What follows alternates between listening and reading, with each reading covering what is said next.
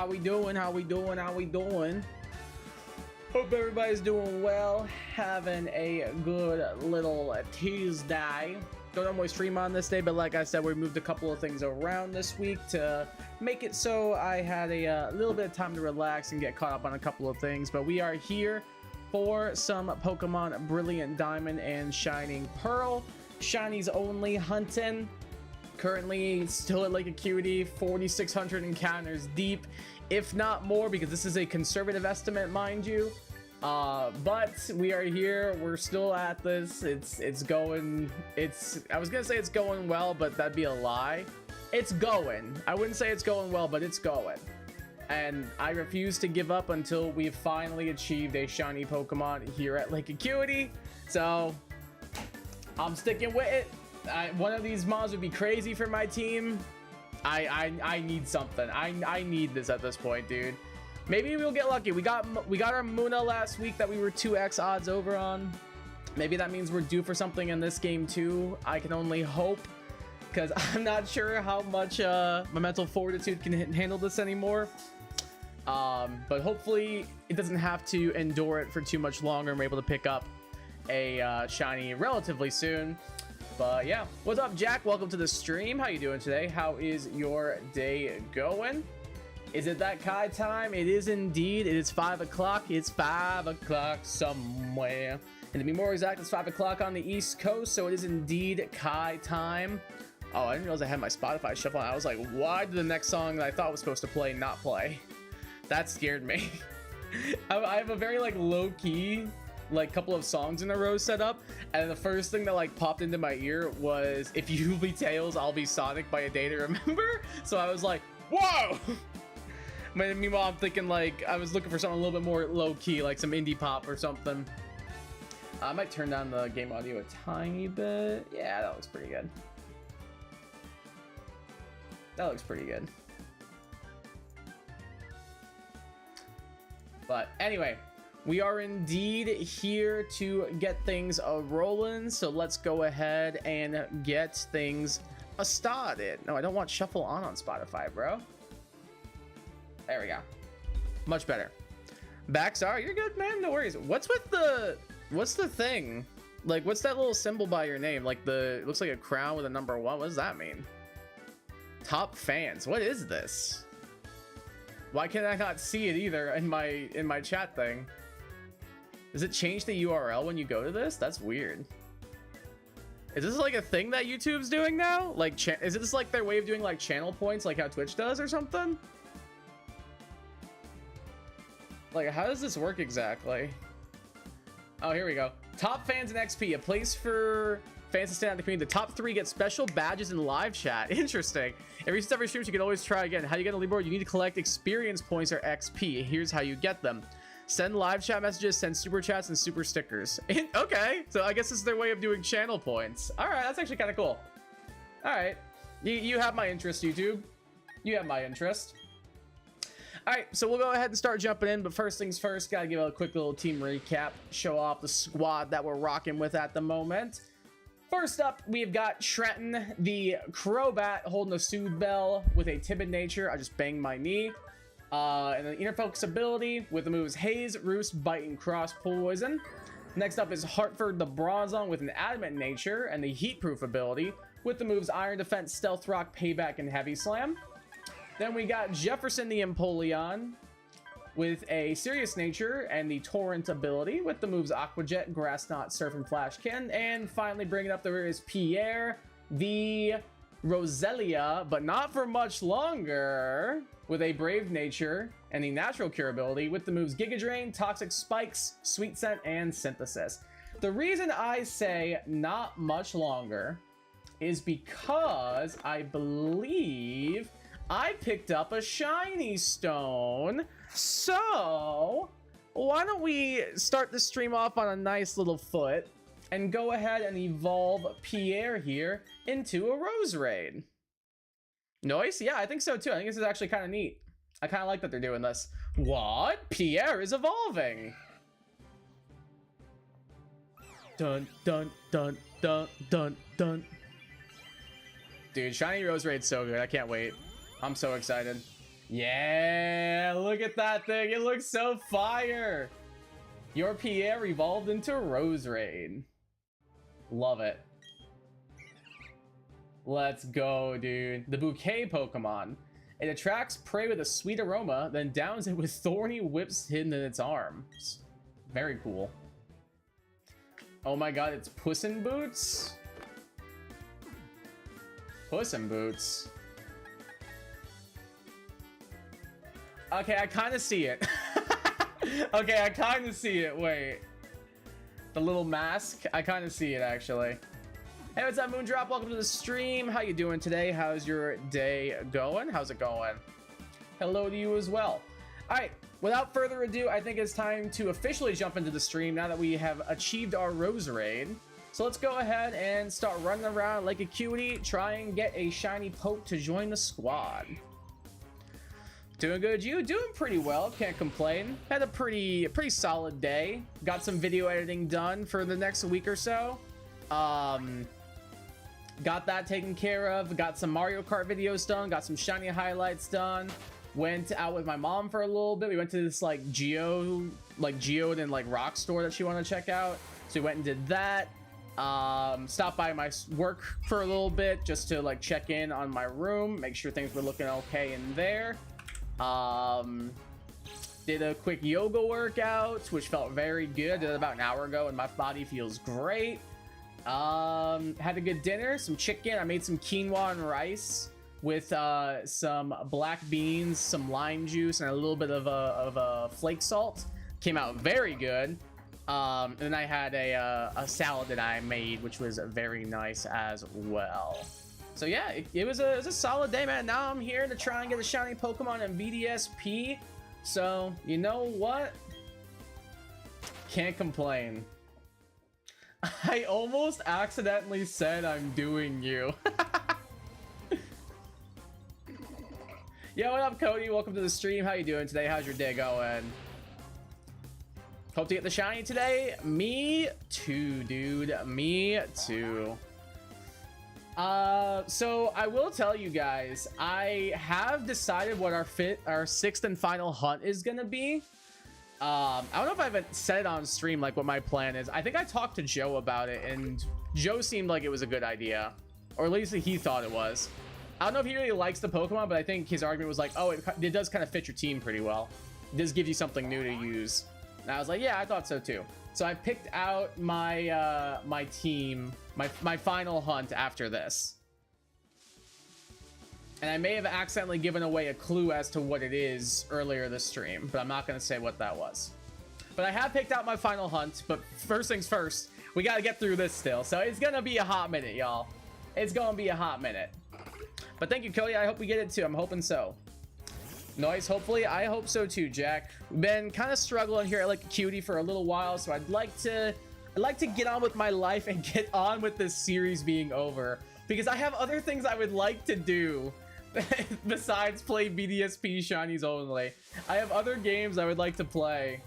I have other things I want to do, but because I know exactly what I'm doing the second we are done with shinies only BDSP.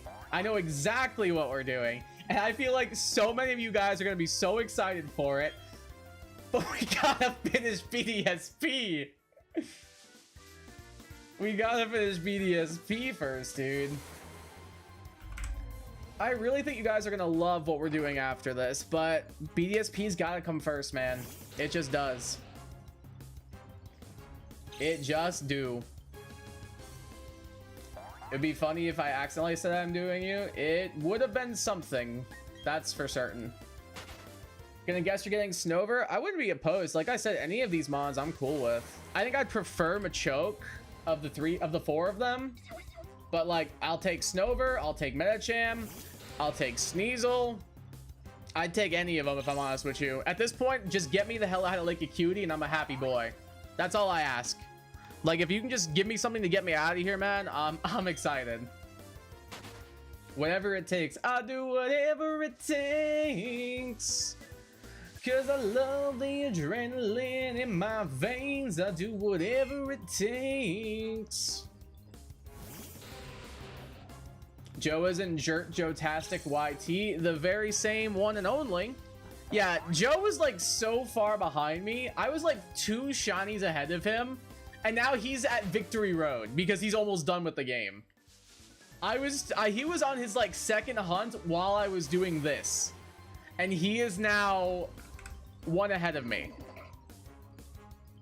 Or actually, no, he's 2 ahead of me because he's got his 5th and 6th shinies, and he's about to be done with the game. Like, he'll be working on his video soon, going over the entire series. That man went through 10,000 resets of Cranidos fossils and eventually was just like, I'm done, and then moved on to something and got a better team, honestly. Like, I'm pretty sure its team right now, I want to say, is Torterra, Beautyfly, Staraptor, Gyarados, Milotic, one other one. I want to say he also has a Rose Raid. I could be wrong, though. Doing an Emerald Empyrean random mods and abilities, and guess what? Well, never will, so tell me. I want to play that game, though. It looks really fun. That game looks super, super cool. I definitely want to try it out.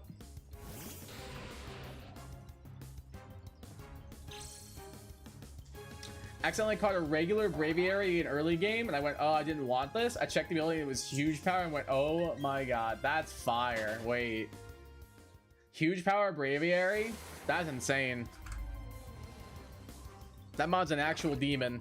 What does that have, like base 120, 130 attack or something like that? Let me look. What's Braviary stats?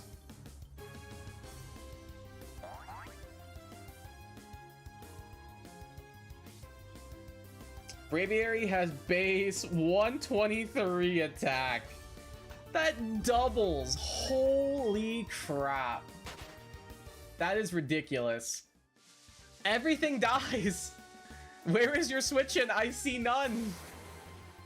And it gets like pretty good coverage too. Like it gets, I'm pretty sure it gets, you get what, normal flying stab. Then you get like, I think it gets superpower. So that's fighting types coverage for like steel and rock types. And then like probably just need like maybe like steel wing or U-turn. Like that's ridiculous. That mod's gonna be the cornerstone of your roster. Beautyfly, I believe that's one of his mods, yeah. He got a Wormpole, I believe. It was either a Wormpole or a Silcoon, but I'm pretty sure he's got a Beautyfly. He got it in where I got my Badoo in Eterna Forest. The lucky son of a gun. I'm so jealous, man. I just like honestly, this is a pretty low-key challenge. Like all I have to do is just run around until I find a Pokemon, see if it's sparkly in a different color, and if it's not, I just run away and get on with my life.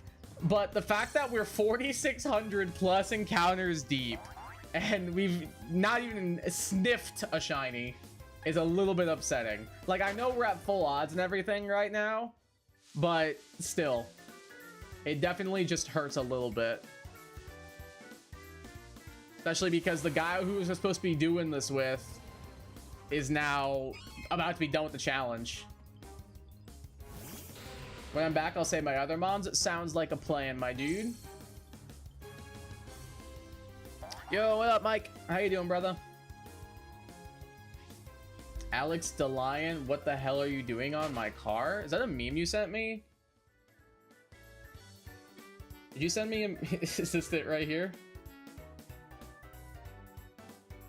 Is this a meme you sent me? I don't see one that looks like Alex DeLion. Dude, Mike, that one meme you sent me, or like that one video you sent me of like the guys like on top of like the cars and stuff, dude, that gave me such bad anxiety. That gave me such bad anxiety, bro. Of like the people like jumping through the cars while riding on another car. That actually like made me upset and scared to watch. Like no joke. That actually made me like very anxious. I couldn't keep watching it. Shouted Beautify like Beerus shouted Monica? Beerus like the Dragon Ball character? Is that the Dragon Ball character? I don't watch Dragon Ball, so I don't know. I could be wrong. Blaze the movie fan, the Floatzel guy. Oh, I don't think I've seen that. Did you send me that clip? It doesn't sound familiar. I know who the guy you're talking about is, but like the what's it called? Like the particular clip doesn't sound familiar. Anxiety, somebody's watching me. It's my anxiety. I hate that stupid song. I actually hate, like, really hate that song. I despise it so much. Hey, Moondrop, welcome back. Sent it. Let me look real quick. What am I looking at? Surely I can't play this on stream. What the heck is this? I'll watch the rest of it later. What the heck is that animation? Their like necks are snapping as they're talking. What the hell is that? Yo, what's up, Nikki Jennings? Welcome to the stream. How you doing today? How's your day going? How you doing today? Dude, that reminds me of like the old school like Ego Raptor animations, like the ones where they're like just like overly bombastic and stuff. Other teammates are Magnus with Sniper. That's not bad. Infernate with Feline Proline, boost special attack stat. Okay, so yeah, it's like the Feline Prowess in Radical Red. That's really good. Because Infernape's special attack is solid. Like, its physical and special attacks are the same, I'm pretty sure. Cure him with Simple. That's crazy. Wait, Simple Dragon Dance cure him? It's over, bro. Sui's over with Unburden. Could be better. It's already pretty fast. And he turned us with that thing's never dying. That thing is never dying no matter what.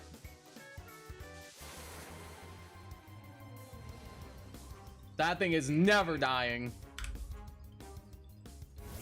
I understand back when I had Legends Arceus, Shiny Machop and Machoke wouldn't leave me alone. I don't know, man.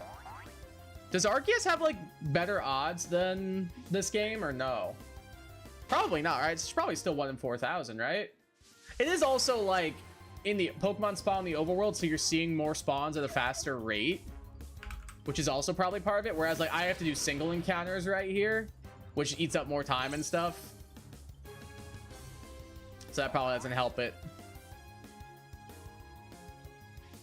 Yeah, like I was talking to Joe about this, and like the single encounters really screw with it, because like I have to, like, at least like with certain one, like if I'm doing Sweet Scent, for example, I can control how fast I'm getting the encounters because I'm just like pressing buttons that like determine it and everything. Oh, my internet is dying. That's super cool.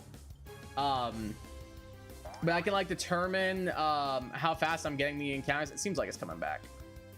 Yeah, it seems like we're good. So I can like determine how quickly I'm getting the encounters when I'm using Sweet Scent and everything, because I just like, it's just however fast I press my A buttons. But since I can't Sweet Scent right here, it's just I'm at the mercy of the game giving me random encounters, which also is tacking on time. Sent a more efficient version, stream friendly.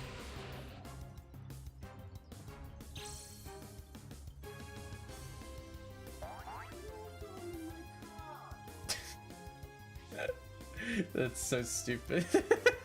My car. That's so dumb. I think so. It might. I honestly don't know.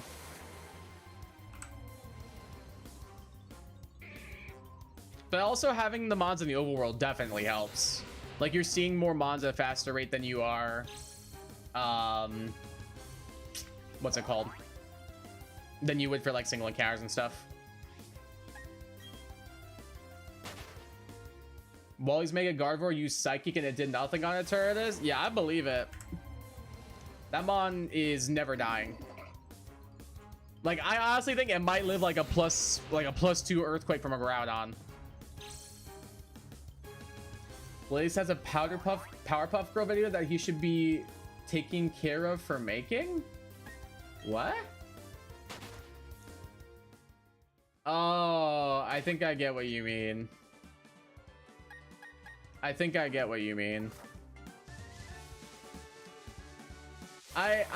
just gonna use context clues right here, and I think I'm picking up what you're putting down.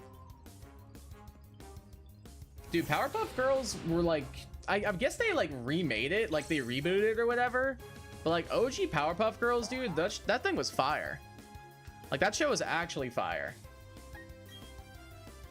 My siblings and I, that was like one of the shows we would watch all the time. Like I have a picture like on my Instagram, Mike, you've probably seen it, of where there was like a thing going around where it was like you can like create yourself as like a Powerpuff Girl. Like, yeah, let me see if I can find it.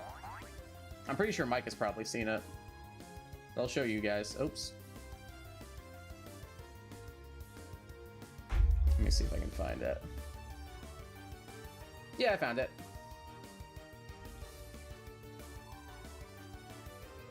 See? There's me as a Powerpuff Girl. There's my little Powerpuff character I created. There's like a little thing going around for it or something. I thought it was pretty cool, because I love the Powerpuff Girls. With it being a BDSP stream, user reminder that stream was sponsored by a Veilstone department store, because what other shop gives you this good TM access?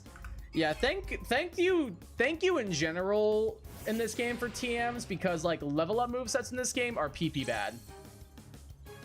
So many level up movesets in this game are just terrible.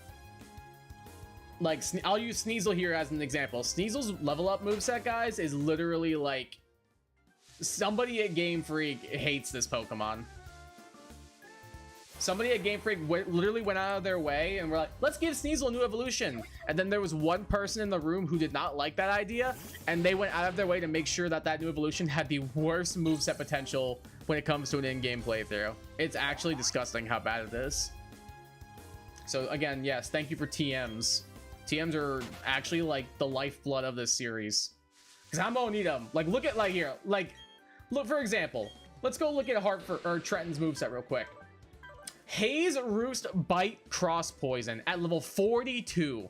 I have Bite at level 42. Hartford.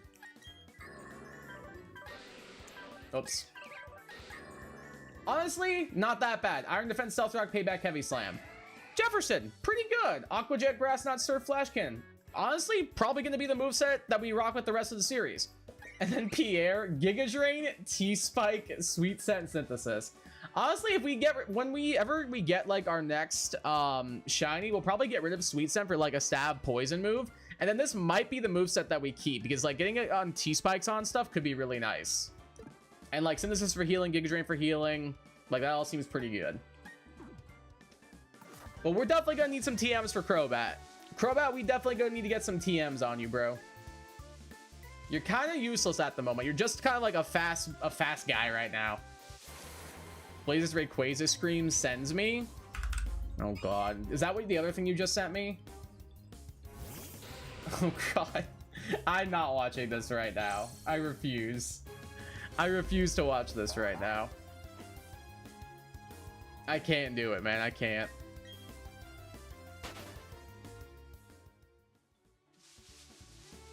What TMs does it even get here? Like U-Turn, Steel Wing, is Acrobatics even a TM in this game? Honestly, give me U-Turn and Steel Wing and I'm happy. Like, dead ass, dude. Give me U-Turn, Steel Wing, I'm happy. If I can get like a little bit better of like a poison move on it, great. Like maybe if I can get Poison Jab, I'll take it. But like, honestly, give me Steel Wing, U-Turn, I'm happy. Like, that's perfect for keeping up momentum because of how fast Crobat is. Steel Wing and Poison type moves would give me something for like Fairy types. Same with Rock types for the Steel moves. Honestly, I'd be fine with that. I really, really would. Like, the main thing I want Crobat for is speed and momentum. So just getting U-Turn on that already makes this moveset like 10 times better. Ideally, there's a world where we can get Crunch, because I feel like we're really going to rely on Crobat for, what's his face? Lucian? Because we don't really have much else for that. Actually, no, I guess I have Bronzong. I guess I do have Bronzong for that. I don't know, but leading with Crobat and just getting a U-Turn off on something, like a strong U-Turn on like a pretty frail Psychic type, seems pretty nice, honestly.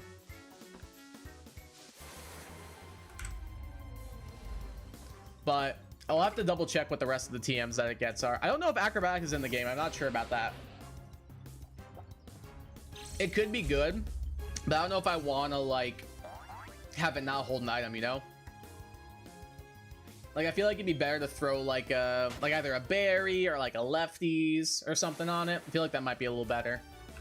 Whoops, it's accidentally full screened. There we go. I think I fixed it. Much better. Much better. I wonder how high we're gonna get, like, numbers wise this stream.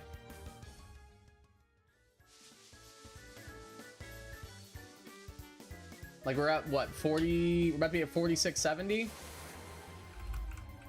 Wonder if we're gonna get to, like, what, like 48, 49 maybe. That's wild. We actually have a chance to maybe hit 5k this stream, depending on how many we can get done. We have the potential to hit 5k depending on how quickly I can cycle through these encounters and how long I decide my sanity can last playing this video game that I actually don't really like very much. I think you're cool. Thanks, fam. Appreciate it. I appreciate the sentiment. Quite kind of you to say.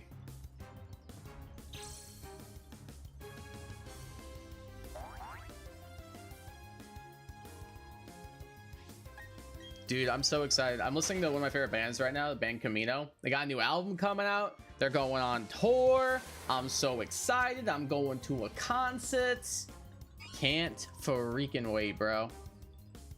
I'm so hyped. Can't confirm acrobatics is not in this game. I didn't think it was, but it would have given Crobat a potential other move to use. So unfortunately, it seems like even the possibility of using that has gone by the wayside. Oh well. I mean, like, I could always give it Fly. Like, I know it's a 2-turn move, so it's not great, but it's an option. And, like, it could be good for the bug type Elite Four. What's his name? Aaron. But one of the mods I'm gonna be, one of these mods or the potential, like, 16 member is also gonna be good for Aaron. So I'm like, I don't know.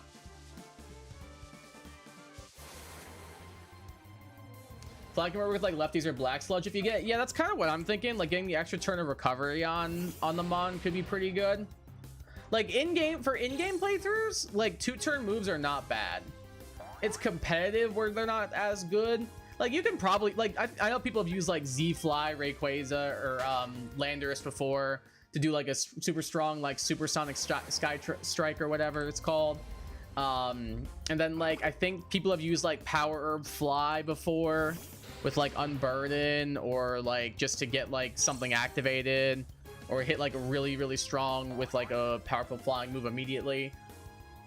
So it's definitely had its uses. It's just not as good as it is in, like, an in-game playthrough. Because, like, yeah, I'm with you on that one, Cody. I think Fly can work.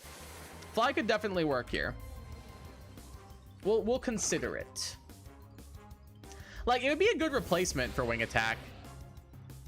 Because Fly is what, base 90? So go to 135. And then Wing Attack is 60 plus 30, which would be 90. Actually, isn't 2 Wing Attacks just stronger? Isn't 2 Wing Attacks stronger than 1 Fly? Because Wing Attack is 60. Plus the stab on it would be 90. Times 2 would be, what, 180? And then Fly is 90 times 1.5 for stat, which would be 135. So yeah, 2 Wing Attacks are just stronger. Okay. Hey, what's up, Dylan? Welcome to the stream. How you doing today? How's your day going? Howdy, howdy, howdy. It also doesn't get poison jab. Oh, good. I mean, I guess cross poison is fine. It's only, what, like 10 base power less? Because what, cross poison's 70, and I think jab is 80, I'm pretty sure. So we can work with that. Like 10 power is not a huge deal. Well, with stab it'd be what, 105 versus 120, so like 15 base power. So a sizable chunk. Let me double check. Yeah, base 70, but it also has a high chance to crit, so maybe we can get lucky.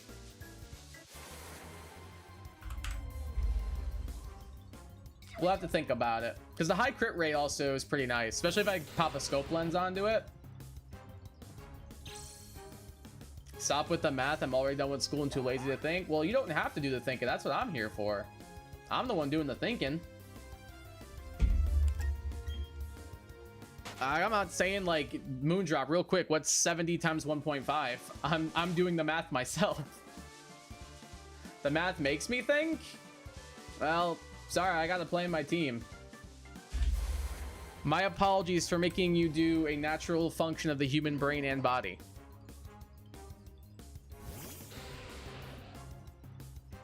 It's not bad, just making more progress on your low decks. Nice. Sounds like a chill time.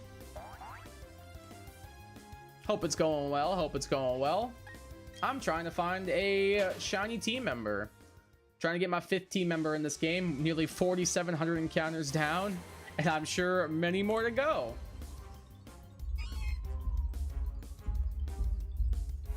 Ooh, good song.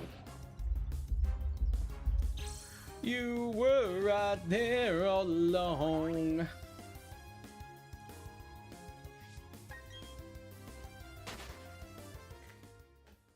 feel like this might be a fun idea. Maybe like making like a stream playlist. That could be pretty cool. I think that might be kind of fun.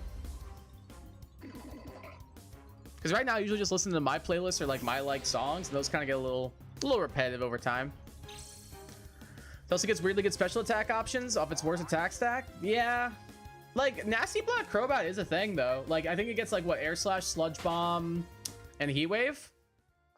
And Nasty Black doesn't get any special flying moves to early 60s. Well, honestly, depending on how much we have to grind, we might get there. We might get to the early 60s.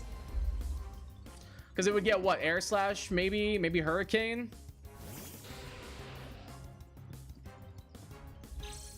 Those could both be a possibility. I'd consider it. Like, I don't know how it gets Nasty Plot, though. I don't know if it's like a tutor move. I don't know if it's an egg move. I don't know what it is. But it's definitely something to be considered for sure. Hey, what's up, Savage? Welcome to stream. How you doing today? How's your day going? Going for Gyarados I already have because why not? Fair point. No Heat Wave in this game, but Giga Drain and Shadow Ball / Dark Pulse. All right. Kind of a shame it doesn't get a Heat Wave, but I guess we don't really need it for the league very much.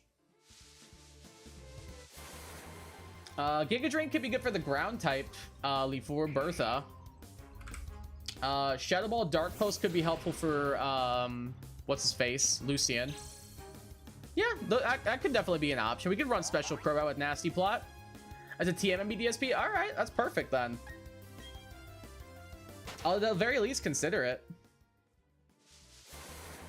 Because that's going to be our main issue is the league. Like, I have no doubt we'll get through the rest of the game. My main issue I'm worried about is, like, primarily Cynthia and, of course, the rest of the league. Like, that's going to be a little bit tough. We may have a few issues that arise while we're handling that. But hopefully we're able to make it work. League's insane? Yeah, it really is.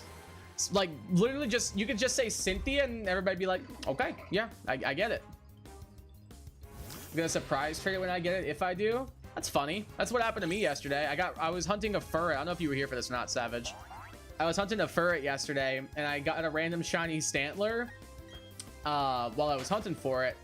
And I surprise traded it and got a shiny Porygon 2 from the trade that was holding a dubious disc, so it also evolved into a shiny Porygon Z. But no, seriously, dude, Cynthia is like one of the hardest battles of all time. And in BDSP, they actually made her harder. So we'll see how that goes for us. I'm a little nervous if I'm honest with y'all. I'm just a wee little bit nervous. But I'm hoping we can make it work. Looking for a Larvesta, regular but shiny is welcome. Fair point. Good shiny, by the way. Really good shiny. The only bad thing about Larvesta is like how slow it is to train it and how late it evolves. Other than that, great design, great evolution, great moveset potential. It just takes forever, man. Like, Larvesta is such a cool mod. I want to use one during like an in-game playthrough, but it's just so tough to make it work. I've had really bad luck with the lower percent encounters on this file though. Ah, that's tough. Yeah, I'm sure that they're probably going to be very, very annoying to try and get them to, for one thing, spawn, but also even just like mods like that are probably going to be a little bit tough to catch as well. Right after I said that, damn, that was quick. Caught it? What'd you catch it in? Where did you decide to catch it in?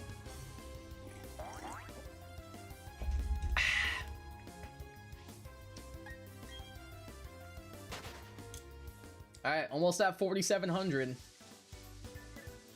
So close.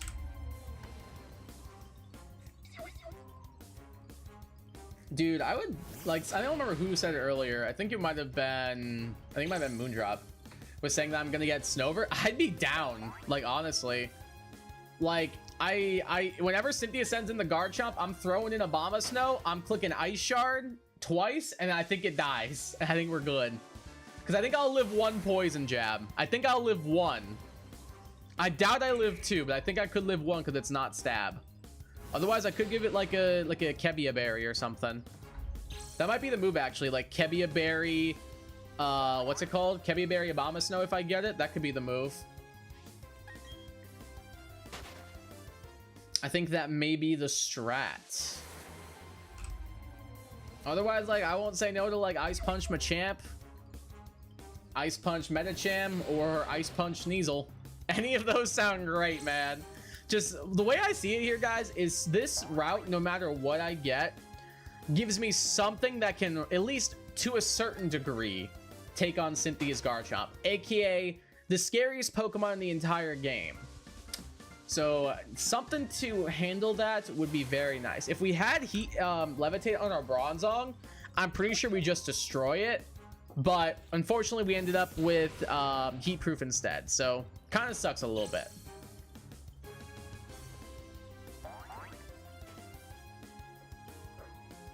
So we'll have to think about that. Ooh, good tune. Do you guys know that there's a if you guys have heard the anime Your Lie in April, great anime, by the way, I highly recommend, especially if you want to cry your eyes out. But there was a musical that was created like based on it and everything, and it premiered over at the I think it's called West End Theatre in London. And fun fact, the show was produced by none other than MatPat. So I thought that was pretty cool. But I'm listening to the soundtrack right now, and it goes very, very hard. I like it a lot. I just looked up Sneasel's BDSP level up moveset, and it is a travesty. No good stab outside of egg moves. Wow, that's awesome. That's really cool. By level up in TM, you're stuck with Icy Wind and Beat Up. Wow. I take it back. I think I want Sneasel the least. I think I would take any of these other three over Sneasel. So that's still a 75% chance. That's still 75%. Like, I'll take that, actually. BRB about to make my bed. No worries. Bro, that's so tough. Like, why'd they gotta do my boy Sneasel like this? Why gotta do my boy Sneasel dirty? I love that anime. I watch it once a year in April. Oh, it's so good.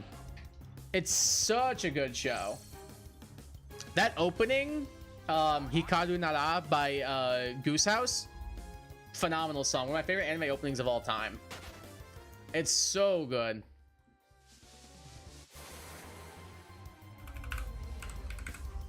Like, I have that on my on like one of my playlists right now. It's so good. Yeah, if you guys have never seen Your Lie in April, highly recommend. So good. But you probably will cry. Like, I remember, for those who have seen it, I'm not gonna spoil anything, but for those who have seen it, I was in the car with my mom and I was playing the soundtrack and everything, and she likes MatPat. Like, she's watched like Food Theory and Film Theory before, so I was like, oh, I should share this tidbit with her that the shows that he produced the show. And I told her that, and she was like, oh wow, that's so cool, I love that. And she was like, what's it about? And I was like, oh, it's actually based on an anime called Your Lie in April. She was like, oh, what's that about? And I was like, I can't tell you. I was like, it's about a boy who's good at piano, who's struggling to be able to play it, and a girl who's good at violin, and is a bit more on the wild side, and she reignites the boy's passion for playing music and stuff. And then it gets really sad. She was like, don't tell me. You can't tell me. And I was like, wait, but you're not gonna watch? She's like, I don't care. I don't want to know. I'll let you know what, Mom. Fair point, because I promise you, you do not. You got a Hack Shiny Fluttermane. Cool. Slightly better just evolve. Sneeze before 16. You get Night Slash. We will get Ice Shard from Reminder. Okay, so we're chilling. We'd be chilling then. I can deal with just Ice Shard and Night Slash. That's all we really need. Like, obviously, I'd love a wild Icicle Crash or, like, maybe a nice and sweet little Ice Punch, but, like, I can make it do. I can make it work. I can make do. It kills me, but it's so worth it. Oh, yeah, the show's phenomenal. It was one of my first, like, couple anime that I think it was the first anime I ever watched in a single day. Like, I remember I had the day, I was living back in Florida, and I had the day off from work. I was working at Dick's Sporting Goods at the time. And I remember I was like, oh, I've heard from, like, a couple of my friends that this anime is really good, but apparently it's also sad. I should check it out. And I started the show at like 8 o'clock in the morning, and I think I finished it at like 9 o'clock at night. It was so good. I just told her to watch it. Her and my dad don't really like watch anime though. Like my dad can do like Spider-Verse and everything, like that level of animation, but both of them don't really have an interest in like actual anime. I think they've seen a couple of Ghibli films and they like those, but that's probably as like far in as I think we're gonna get them. My brother and I keep trying to get them to watch Attack on Titan, and we told them the concept and they were like, wait, that sounds really, really cool, but they haven't watched it yet, unfortunately. We're trying our best, but they have not agreed to watch it as of yet. But I really think if they watched like certain anime that they would love it, because they love like Game of Thrones. They love like those kind of like medieval-y fantasy like shows and everything. So I was like, I mean, Attack on Titan kind of goes for that vibe a little bit to a degree. So I feel like you guys might like this. Plus, like, it's Attack on Titan, man. It's incredible. It's one of the greatest stories ever written. Both of those are egg moves. All I know is pain and suffering. All I know is pain and suffering. I know nothing else. Happiness? Never heard of her. Excitement? Don't know her. That kind of blows. I wish there was an easy way to get like egg moves in this game. Like, that'd be so nice. I enjoy some Ghibli. Me too, yeah. I've seen a good amount. I think I've probably seen like half. Like, probably like half of them. My favorite one is probably Kiki's. Like, every year, they'll do like Ghibli Fest and everything.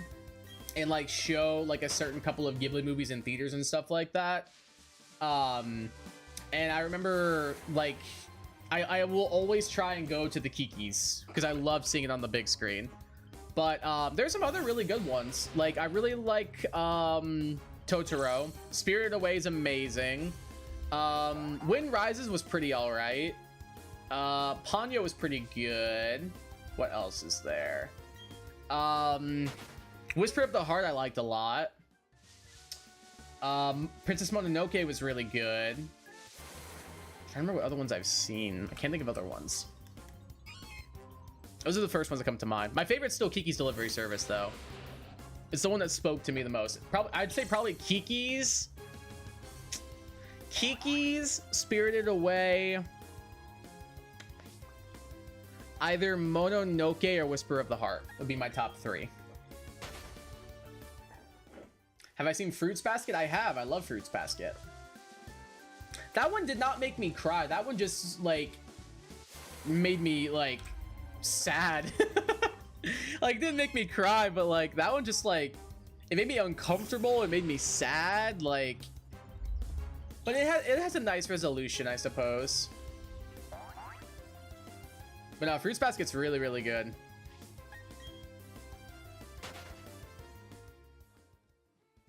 Meanwhile, Metacham's flexing with elemental punches and pure power stab high jump kick. Yeah, fair point. That's kind of why I like something like Medicham or Machoke I'd be down with, because both get Ice Punch. Both have incredibly high attack sets, especially Medicham when it comes to pure power and everything. Like, either of them would be so helpful. Plus, like, if Machamp gets No Guard, I don't know if it's a hidden ability or not, but No Guard Dynamic Punch could be a thing. Like, this mon got banned from Gen 4 competitive because of how good it is. Machamp to be, Machamp is what I'm talking about. I went and watched Princess Mononoke in IMAX. Oh, sick. That sounds really cool. Castle in the Sky is my favorite Ghibli. That's another one I have seen. I did see that one on the big screen as well. I went with a group of friends to check it out. It was also during a Ghibli fest. So some friends and I went and checked it out because we were like, oh, it's the first Ghibli movie, and most of us hadn't seen it and everything. So we were like, let's go watch it. Why not? It was really good. I liked it a lot. I liked it more than I thought I would. Some people there were kind of like 50-50 on it. Like, some people were like, it was good, but I was hoping it'd be better. Other people were like, yeah, I liked it, but I was like, oh, I thought it was great. I was a big fan. I really enjoyed it, honestly. I can see why you like it so much. Back might have to leave soon as well. Oh, good. No worries. It is, I did cry. I'm just a giant baby when I'm alone. Fair point. Trying to think, like, what shows have, like, made me cry. Your Lie. AOT.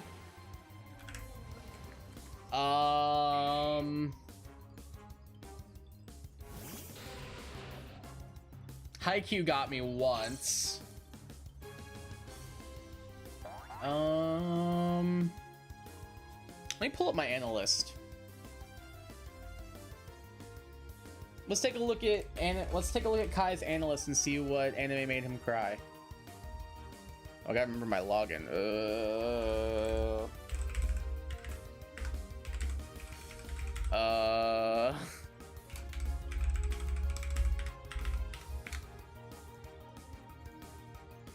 Is that it? Nope. Is this it?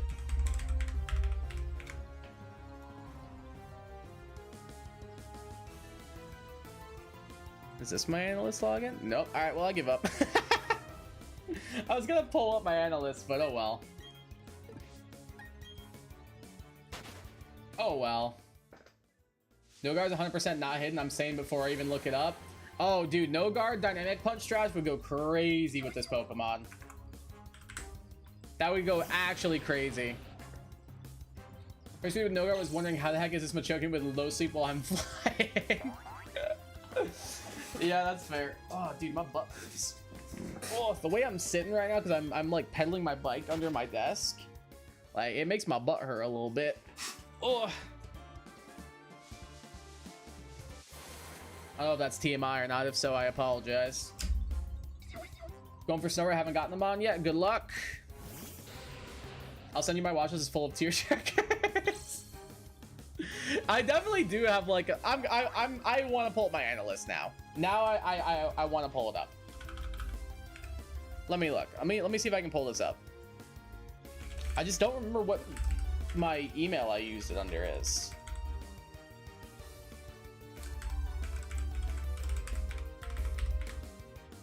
Like, if I could remember what my email I used, that'd probably like help out a ton.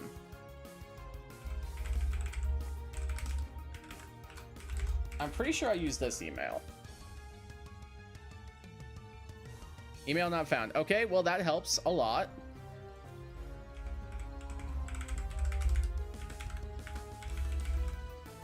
Oh, Freerin, dude. Freerin is so freaking good. That got me a couple of times. That show got me a few times, if I'm being honest.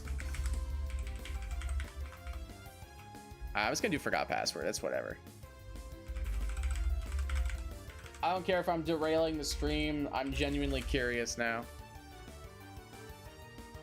Okay, it sent me the password reset, apparently. Let's see.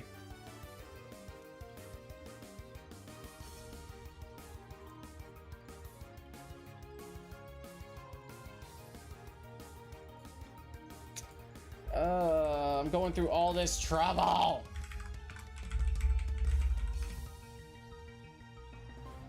I don't remember what the password is for this email. I thought it was saved to my computer, man. Is this it? Nope.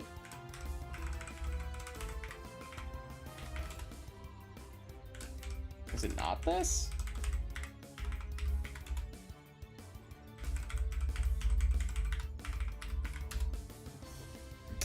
I give up. I give up. I also forgot what number I was at. I'm just gonna do this. I'm just gonna say it was 4722. You have a Glalie and a Frostlass, but no snow run? Oh, you should have said something yesterday. I surprised Trey hit a snow run. Nah, I'm just kidding. I wanted to surprise because that'd be funny.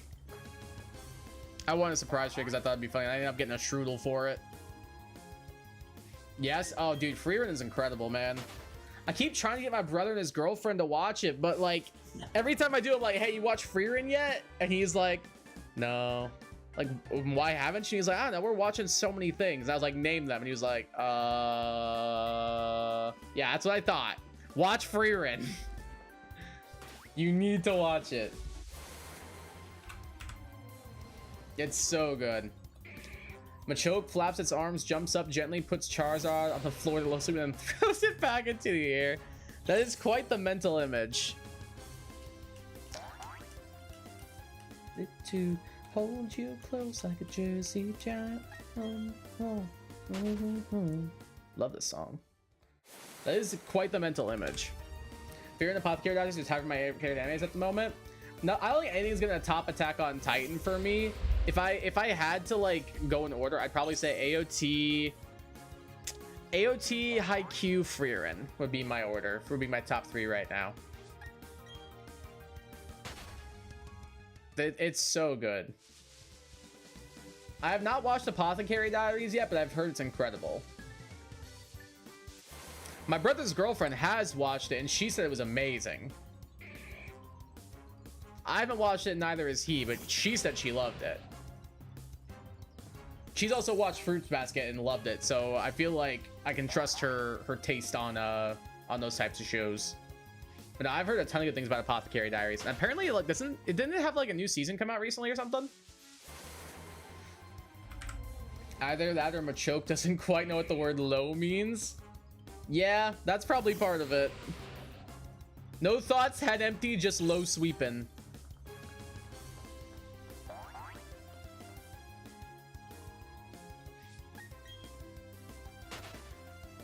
No thoughts, head empty, just punching and sweeping. Honestly, I vibe with it, Machoke. I vibe with it. I think Freerun gets the attention it deserves. I think it should have won Anime of the Year. Personally, like, no hate. Solo Leveling is great. It's really, really good. Phenomenal show. Freerun should have won Anime of the Year, man. Like, it really should have. Especially because it was only Solo Leveling Season 1 that got nominated. And personally, I think Season 2 is better. I think Season 2 is better of Solo Leveling than Season 1. So I think I would have given it to Freerun if it's just Season 1 that got nominated. Because Freerun, it's beautiful, man. First time I ever heard the ending, the what's it called song? Oh god, what's it called? I can't think of the artist. I can't remember the name of her name, but she's like, it's Anytime Anywhere, but I can't remember the name of the artist. That song is incredible. Like the first, like I'm thinking of the song right now and I'm getting like chills, like actual chills are forming on my arms. Like I'm getting goosebumps because of how good the art in that ending is and how good the music is. It's phenomenal and the art is chef's kiss. Oh, 100%, dude. Freerun just across the board, like it's so good. They're wrapping up the second season for Apothecary Diaries this month. Oh, sick. Yeah, I've heard a lot of good things about it. I definitely want to check it out at some point. I feel like I would really enjoy it.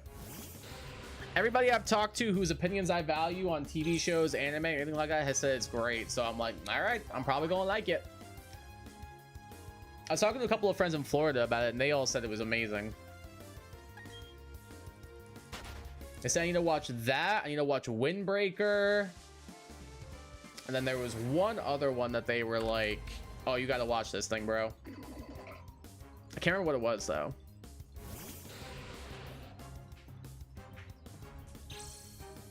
What was it? Ah, well. I'm sure it'll come to me eventually. But it's so freaking good.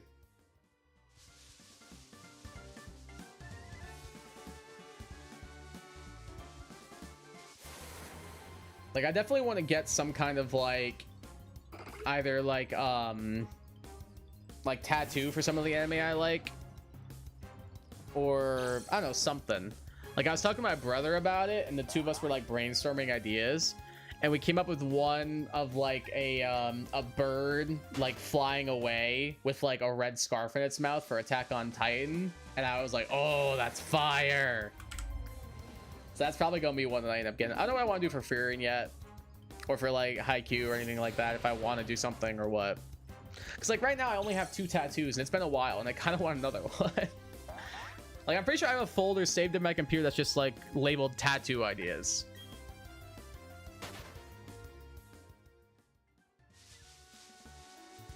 Like, dude, they're a problem, man. I think they're so cool. Like, every time I meet somebody new and I find out they have a tattoo, I'm like, what is it? I don't know, I just find them so interesting. Like, because for some people it's like, oh, this is for this person who meant a lot to me, like this is the thing we used to do together a lot, or something like that. Or for other people, it could just be like, I don't know, man, I wanted a tattoo of an auto riding a unicycle. I can't explain it. And I'd be like, you know what, that sounds fire. I used to very much be in the camp of like people who were like, oh, you should only get tattoos that mean something.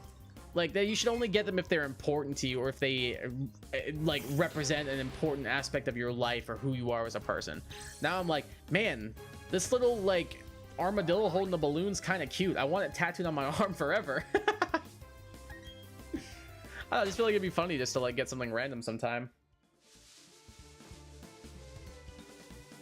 Maybe if I ever hit like 1 million subscribers, I'll let you guys like design a tattoo that I get.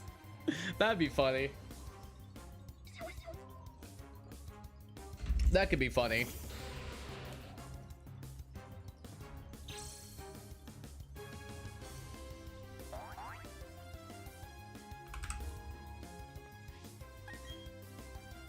This random tat means a lot to me because just like that, I am random.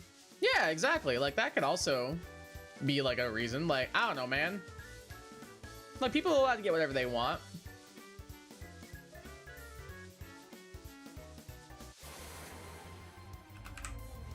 I used to definitely be judgmental about it, though, is what I mean. Like, I was always like, oh, you should only get them if they mean something to you.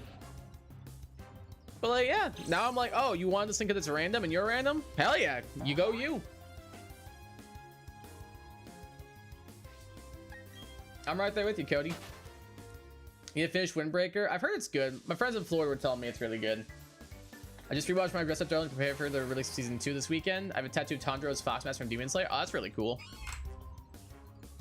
That's really, really cool. I've seen season 1 of Dress Up Darling. I thought it was pretty good. I remember I was watching it. I remember I was watching it with my girlfriend. And we got like maybe like 3/4 of the way through the first episode. She's like, I'm done. And I was like, yeah, that's fair. I thought it was genuinely good. Same with Comey Can't Communicate. We watched like 4 episodes of that together, and she was like, nah, I can't do it. I was like, all right, yeah, I don't blame you. What's the shot you prefer out of the 4 options you have? Probably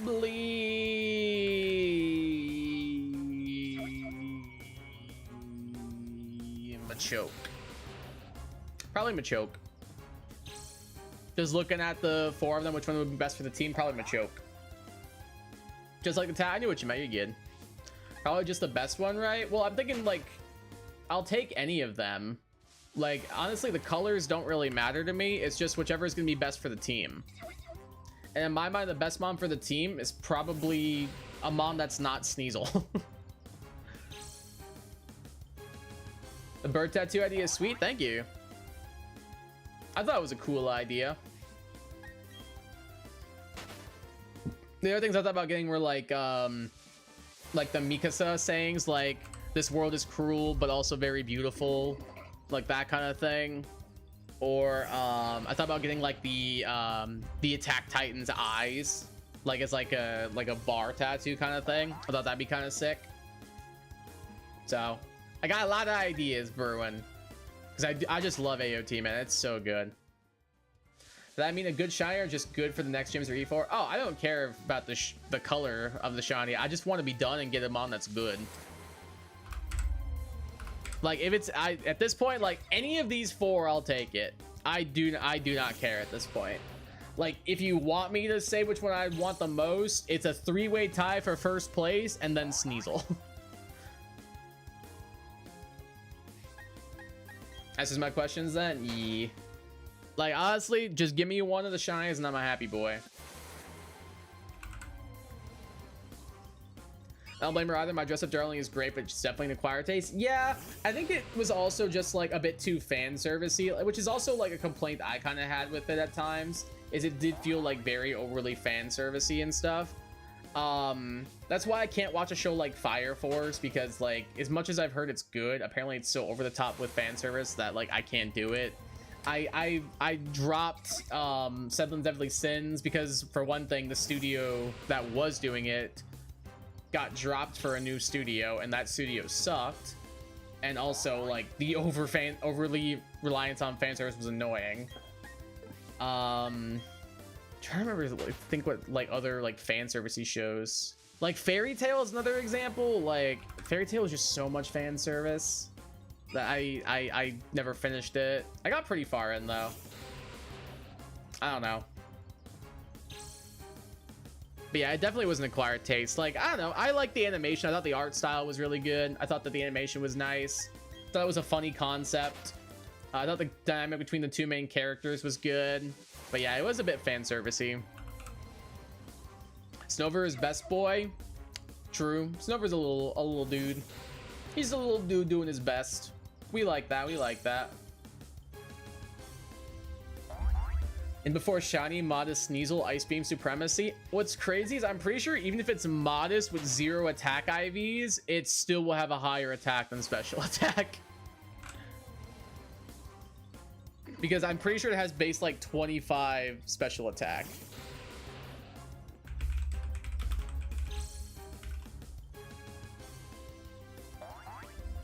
$35. It's 95 attack, 35 special attack. So even if we got modest Sneasel, its attack stat would still be higher. By probably a fair margin as well.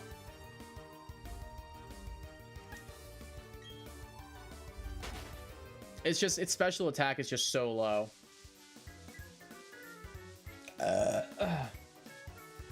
It was for sure. I just tried my best to ignore it. Yeah, I get that. And like, it depends on the show. Sometimes I can ignore it. Others, I just can't do it. Most of the time I can just ignore it and just like enjoy the show for what it is. I'm there for a good story, not because they can animate big bouncy bodies. Fair point. I remember my cousin was watching anime with one of my uncles, not his dad, but like another one of our uncles, and he was like, oh yeah, I'll watch it with you, why not? Because he's always willing to like give something a chance and everything. And he was like, you know, I didn't think I was asking him about it, and he was like, you know, honestly, I didn't think I would like it. I thought it would be kind of stupid, but like some of the girls on those shows, and I was like, Jesus Christ, you need to calm down. Oh god, I thought that was so funny. 35,000, like 55, not gonna lie. Why'd they make this in a gen where ice and dark are both special? That's a good question, honestly. At least they fixed their mistake once Weavile became a thing. Cause like at least in Gen 4 they both became physical, or like the physical special split happened, I should say. So at least there's that. Like, yeah, it still sucks that Sneasel had to endure like special stab the entire time, but at least once Weavile became a thing, they corrected it, which is nice. At least Sneasel could use like hidden power and stuff, like, because there was like decent physical hidden powers. Like hidden power, like Ghost was pretty good. Hidden power Bug was pretty good. Obviously, you can only use one of them, but still. Like, I wonder what else it would probably use. Like, probably what? Shadow Ball? Because Ghost was physical. So probably like Shadow Ball and maybe like Hidden Power Bug or something. And then maybe like final move. I don't know. Thank goodness. No kidding. Because they really could have done this thing dirty if they kept types as special up to this point. Like, imagine like poor Weavile trying to run dual stab and they both stabs being special only. Like, that sounds just terrible. Like, Sneasel, you did have it rough for a little bit, but at least you could make do with other attacks.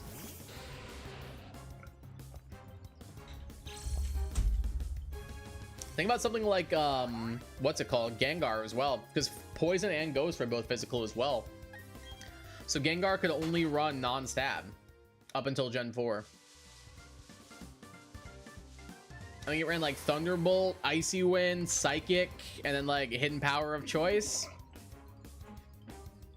Probably like HP Fire or something. I don't know. Maybe Energy Ball or something. Maybe no, Energy Ball is Gen 4, I'm pretty sure. So probably like maybe Giga Drain.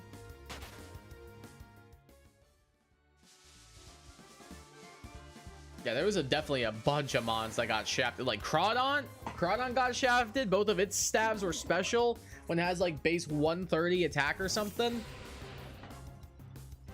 Like, it's crazy how bad they shafted some Pokemon just because of the way the typings were set up like that. It was what the evolutions and Dragon were special, right? So Electric, Water, Fire, Psychic, Dark, Grass, Ice, Dragon. And everything else was physical, I believe. Like, that's tough, dude. Like, no physical offensive dragon types were able to use stab either. Like, they had to just use, like, Dragon Dance, like, secondary stab, Earthquake, probably.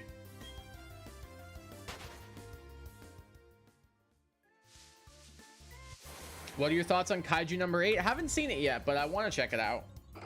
I have not seen it yet at this current moment. I've seen clips though, and it looks alright.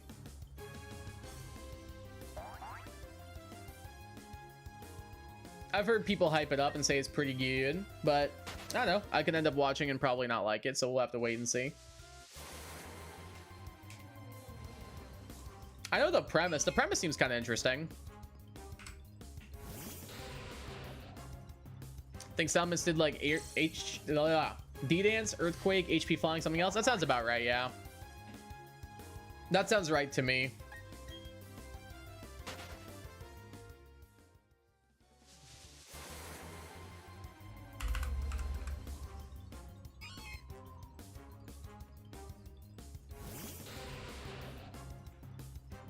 I'm trying to think what else would probably have on there. Maybe something like Shadow Ball.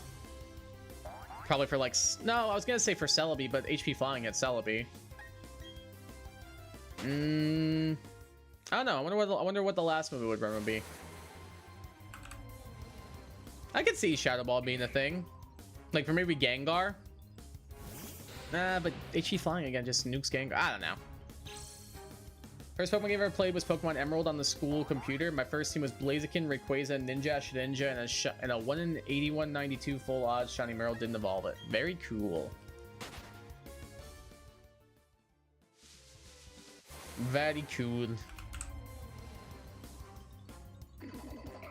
I had so many shinies in like my Pokemon Pearl file, and they're just gone.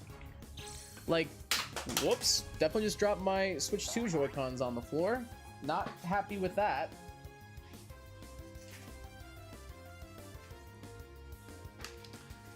They seem fine at least.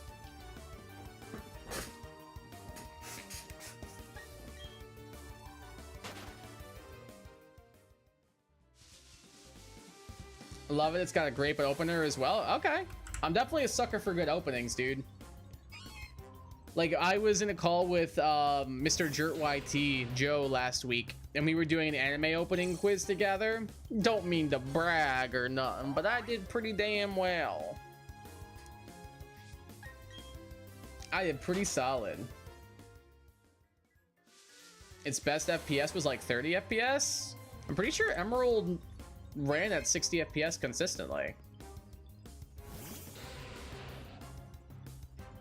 Unless it was just the computer that you were on. But yeah, Emerald was the last Pokemon game until ZA to run at 60 FPS consistently. Using a shiny on Pheasant in my black and white playthrough? Oh god. Originally gonna go Archeops, but shiny go Ring-a-Ding. Fair point. Yeah, that's fair. If I got a shiny during one of my playthroughs, I would absolutely swap it out. Like, I remember I was doing my Pokemon Emerald, but with only Surskit video. When I was recording the footage for that, I bumped into a shiny Tropius, and I thought it'd be so funny just to KO it. But I was like, nah, I'll catch it. And I did. So I didn't use it, but it hung out in our party for a while. It was just Surskit, like 2 HM users, and then just a random shiny Tropius I found. Shout out to my boy Nanners.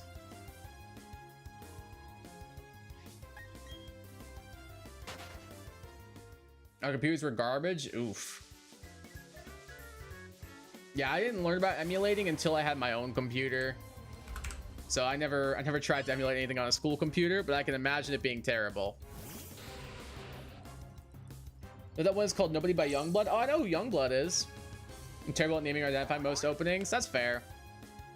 It's like a superpower for me. Like, I might not be able to tell you like actors or anything like that, or name like celebrities, but like anime openings, you play an anime opening and I'm like, oh, I got it. Yeah, I've heard this before. Like, I remember Joe and I were doing the thing together, like the anime opening quiz, and there was one that came on and Joe was like, what the hell is this? And I was like, yeah, I have no idea. Wait a minute, I know exactly what it is. And it was the opening for Persona 5, the animation. And I was like, well, a little embarrassed I knew that one because that show sucks, but sad to say, after I finished the game, I wanted to watch the anime and it was terrible. This one's like, dark sun, you shone like a prayer, waiting to strike. Opening goes crazy. Wait, that opening goes mental.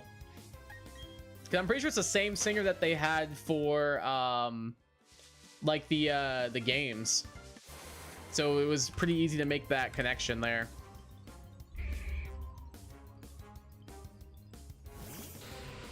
Always froze, lagged almost every time trying to get into an assignment, but at least the battery life is decent. Oh, all right, so 1 out of 3 ain't bad.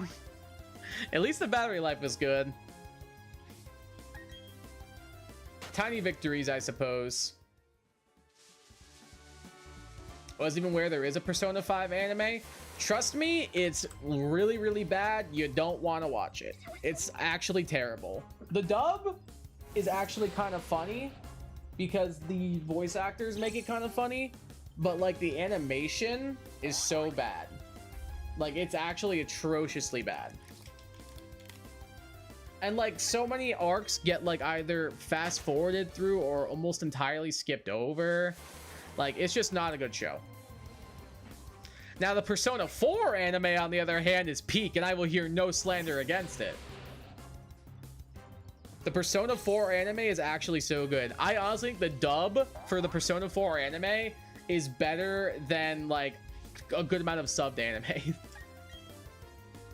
Like, it's actually so funny. Because you can tell they were like having like a really good time making it. Like, they were like trying to like just maybe like stick true to like the game while also like just injecting a little extra humor into it. Like, Persona 4's anime is so good. 3's is all right. I don't love it, I don't hate it, but 4's is the best one by far. You know, it's about Persona 4 Gold in the animation though. That one sucks. That one kind of sucks. But the OG Persona 4 anime, fire.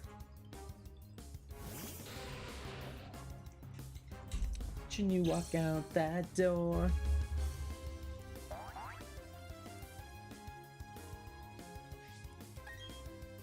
Damn, we've done quite a few encounters already for only being an hour in.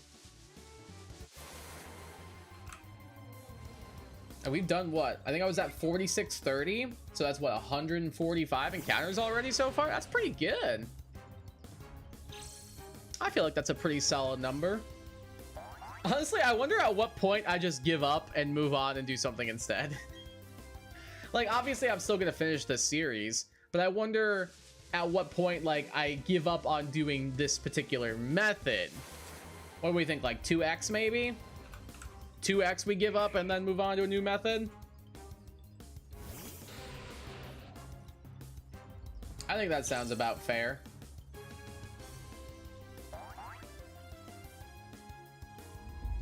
I'll have to think things through. But I know exactly what we're doing for our 16 member, at least. Like I've said. Our 16 member really rounds things out, I think. Depending on what we get for team number 5. Just you wait till Kai does a Gen 3 shiny only run. I say Gen 3 because Gen 2 gives you a free Gyarados. That does. And also the odd egg, too. The odd egg is what, like a 1 in 16 chance or something like that? Pretty sure.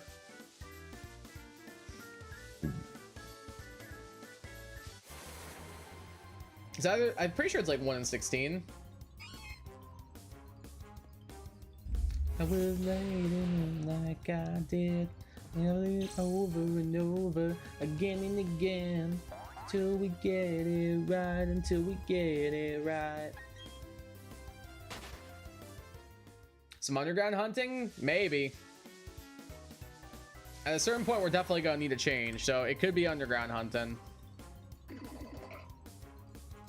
You reach 8192, then just pursue to breed? Maybe.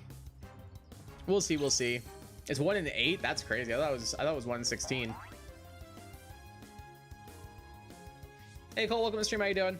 It's my second time on your stream. I remember. Just crazy, indeed, indeed. Very crazy indeed. Free 1 in 8 shiny is kind of ridiculous. Like, yeah, you have to like hatch it and everything. Because can you reset before? Is it determined by like your trainer ID, or is it like you can just reset, like, and just re-grab the egg and rehatch it? Like, I wonder how that works. Might need to look into that.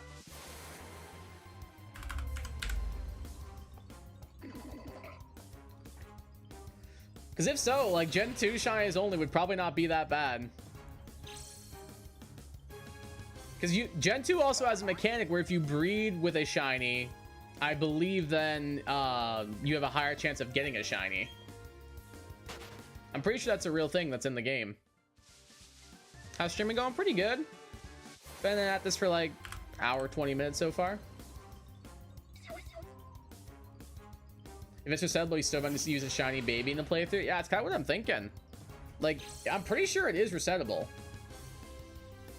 I think you can't. I think you have to reset like before you pick up the egg, though, before you get given it, if that makes sense.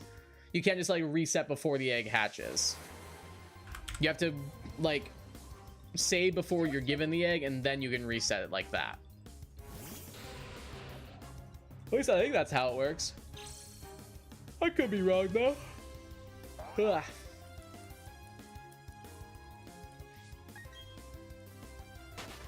Guess we'll have to wait and see. Yeah, understandable. Yeah, because otherwise, like, if it's, I think the way it works is it's determined when the egg is in your party. Like, the second it's into your party, it's like, okay, the game already knows if it's a shiny or not. But by circumventing that through saving before you get given the egg, you'd be able to reset it. So at least that's how it makes sense in my brain.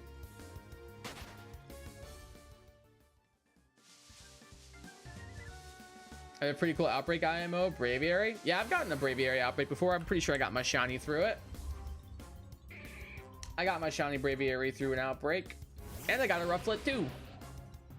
Already have it though, fair point. Fair point. It's a cool shiny. I like it a lot. The vibrant blue color it gets is pretty cool. Merca bird.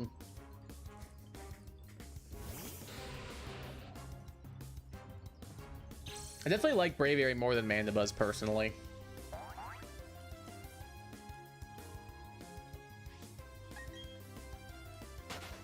Then you could also guarantee shiny Dittos by like transferring the shiny Gyarados back to Ruby. Oh, back to Red, Blue, Yellow. Teaching it Mimic and then doing Mimic strats on a wild Ditto to have it transform while transformed. Is that actually like a thing you can do? That's pretty crazy if so.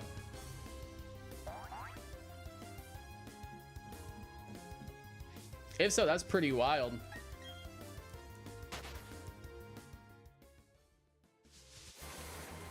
I feel like I've seen a video like that before, so maybe it is a thing. Walking Wake on Water is really fast? I would really hope so. It's based on Suicune, so I would hope it would be fast. It's also like, I don't know, isn't like its whole thing is like a dinosaur that can like run on water? So I would hope it would be fast on water. Can you imagine if it ran on water and it was just like running like something out of like Baywatch?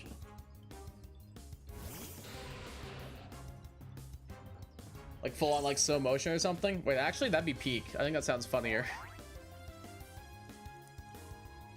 That actually sounds way funnier. I take it back. I want Walking Wake to be slow on water.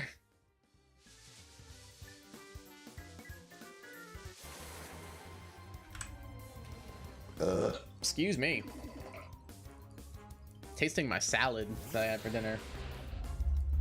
Like it's a normal afternoon, like I was right before the groceries on the list of your to-dos. It's also just so cool in general. Yeah, Walking Wake is cool. Again, past Paradox form supremacy. The past Paradox mods look so much better than the futures IMO. Like, all the features are just, what if this but robot?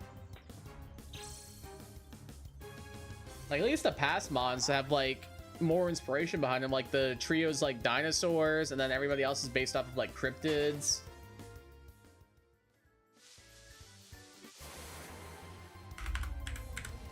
Like, I don't know.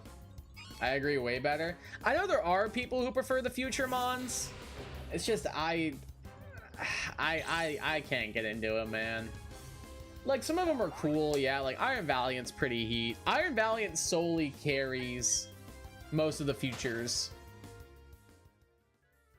But, like, all the past forms are at least, like, pretty cool. At least in my opinion, of course. Like, most of the future mons and mons shinies are just more chrome. Yeah. I don't know, that's kind of boring, too. At least, like, for the past mons, like, they at least get, like, some new color. Or they're kind of like referencing like the actual mons shinies in the case of like a Moongus, for example, and group on it. Like, that's kind of neat. Shiny Fluttermane Cinema? Yeah, Fluttermane is pretty good. It's again like, it's just like Mischievous is shiny. But Mischievous is shiny is pretty good, so if it ain't broke, don't fix it.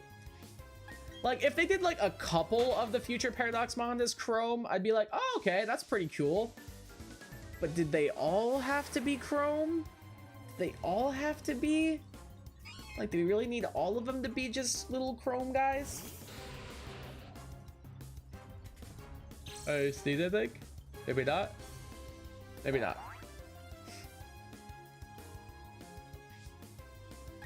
I still feel it. They're the easiest shine to get in Scarlet IMO. I think it probably is. It's what, like, you can technically find a way to make it like guaranteed to get it, right? Like, isn't there like a glitch where you can just go to that one room in Area 0 where Roaring Moon spawns with like a correct sandwich up, and then like the only mon that'll spawn is Shiny Fluttermane? So yeah, it's basically guaranteed. So I would say it is the easiest one.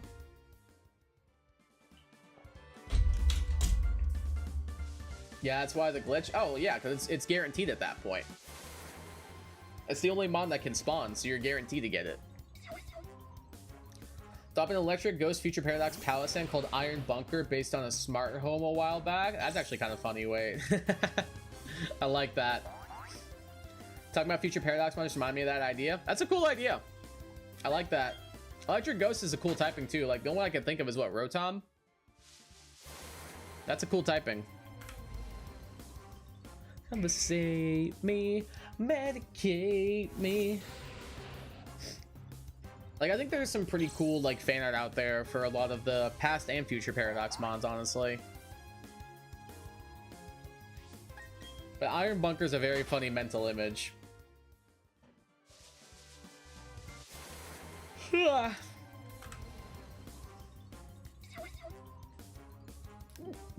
And its mouth could be like the garage door or something. Wait, I like this idea a lot. Or like the front door, maybe. Like, that's pretty cool. I am into the idea. I don't know what mod I'd want to get like a Paradox form personally.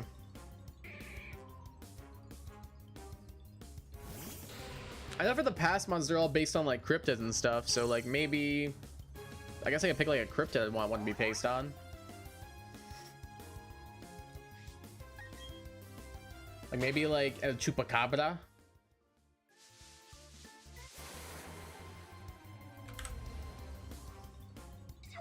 That'd be kind of funny. Hey Kai, Dorothy's trying to be part of the stream, but her comments aren't going through? That's weird. Let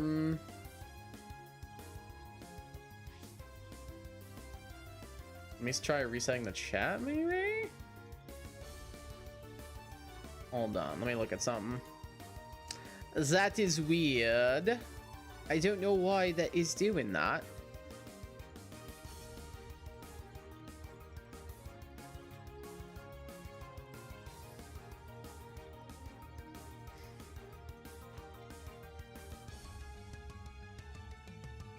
Let me see what I can do.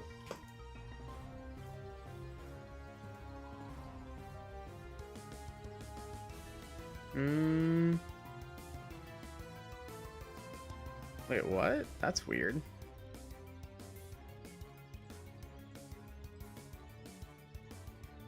That's weird. What the hell? Okay, it should be fixed now. Tell her to try it now. That's weird. That's so strange. Hey, what's up, Jenna? Welcome to the stream. How you doing today? It should be working now. I don't know why, but for some reason, I don't know why. I was just in my, I was like, okay, maybe there was something weird with settings or something. And I looked, and for some reason, her comments were marked as hidden by YouTube. And I was like, wait a minute. Why is that? I don't know why, but it should be fixed now. I'm not sure why I did that, but it should be fixed now.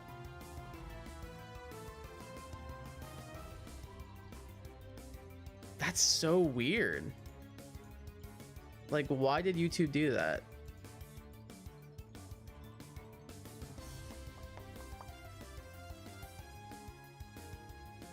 Yeah, it should be fixed now, I think. Let me try resetting the chat again. I'll swap back between top. There we go. There we go. Now it's fixed. Apologies. I'm not sure why that happened, but it's fixed now. It's all fixed now. Sorry about that.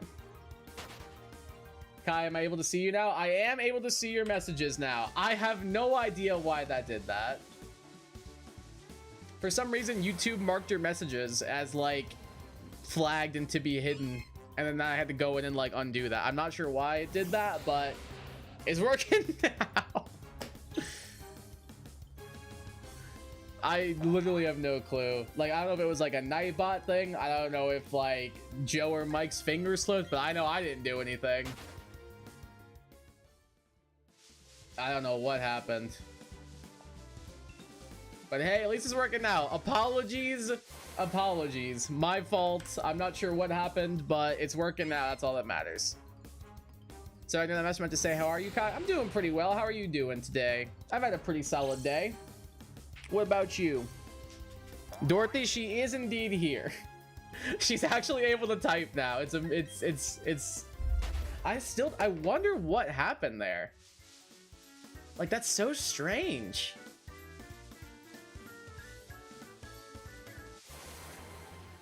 Now our messages are working. Yeah, about time, dude. I don't know what YouTube was on. Like, it literally had her blocked as like flagged for messaging, and I was like, bah. I was so confused. Like, I was like, yeah, this is weird. Let me go look at my like settings real quick. And then I was like, yeah, there ain't no way her name's gonna be on this. Wait, why is she flagged? So I just had to unflag it and you were good. Probably a silly mod decision. Are you getting annoyed by me? No, I did not get annoyed by you. I did not get annoyed. I honestly don't know what happened. Like, no joke, I went into like the settings and like the like hidden stuff and like those settings and everything, expecting it to not see your name there, just being like, oh, maybe it's just YouTube's glitching or something. But nope, your name was there, and I was like, well, that's strange. Undo. I don't think you could ever be annoying. Yeah, exactly.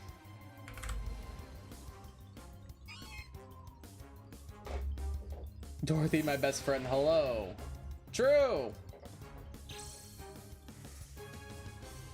I'll take that personally.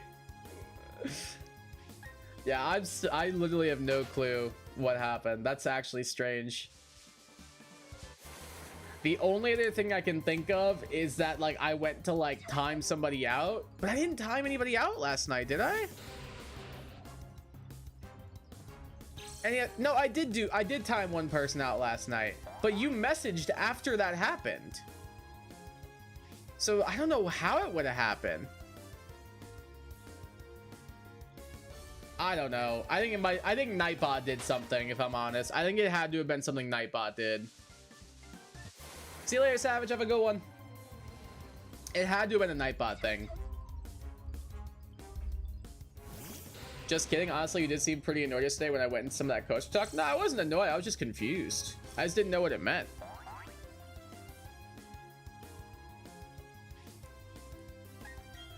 I wasn't annoyed by it or anything. Trust me, I wear my heart on my sleeve. Like, if y'all can tell if I'm annoyed.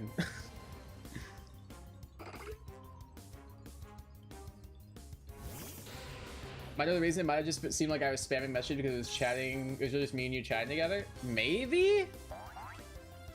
But I feel like there was enough like increments between your messages, you know? I feel like there were like enough increments in between like when you would send them. So I don't know if Nightbot would flag that as spam. But I didn't do anything. I doubt Joe or Mike did something. I doubt Carson or Josh or Jonald, my other mods, did anything. It had to have been a Nightbot. That's the only thing I can think of. Like, that's literally the only thing I can think of, is that it had to have been like Nightbot did something. Maybe it did think you were spamming or something. I don't know. That's so weird. Maybe Nightbot just like is trying to sabotage my stream. Maybe Nightbot's trying to sabotage me by slowly whittling out my chatters. No one can ever get annoyed by you. You're amazing. Yeah, like I like having you here. I wouldn't like block you. I like having you here. It looked on everyone's screen like I was spamming. Maybe? That's, I guess that makes like some sense. I don't know, man. That's weird. Ever since like I've gotten Nightbot, like weird stuff has been happening. I don't know if it's just like a glitch with like the software or something. I don't know. Maybe I need to like pay attention to that a little bit more carefully just in case. No one's commenting except me, myself, and I. Yeah, there was like a stretch where it was just you and I kind of talking. But like I said though, I feel like there was enough time in between your messages. So I don't know. Can I see Joe doing it just a mess? I'm not easily angered. I don't think he would do that. I don't think he would do that even as a goof. He's not that kind of guy. Actually, no, he is that kind of guy, but I still don't think he would do that. Have to go. Is this now dinner time? I'll try to be back later. Sounds like a plan. Enjoy your dinner. Turn on KUSC. Isn't that... What's KUSC again? Isn't that like a thing you guys watch or like listen to together? Is there totally back? Okie dokie. What you having for dinner? Do you know? Or is it a surprise? All this talk of food's gonna make me hungry. Is the station we listen to? I thought that's what it was. Yeah, I thought I remember you guys talking about that before.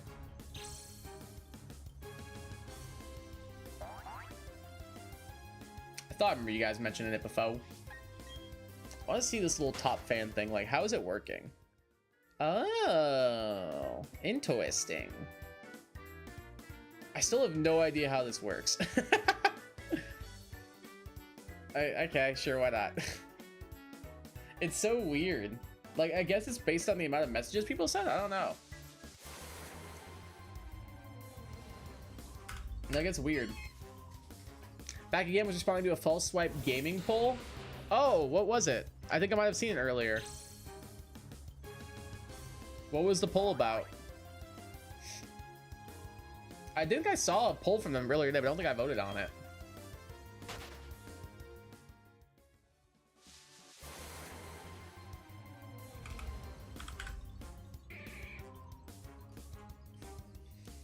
That's a Pokemon YouTube channel I'll watch occasionally. I like their stuff. It's cool when they go over like how good Mons were in like their past generations and stuff. I don't know, I find that very interesting. I think it's pretty cool.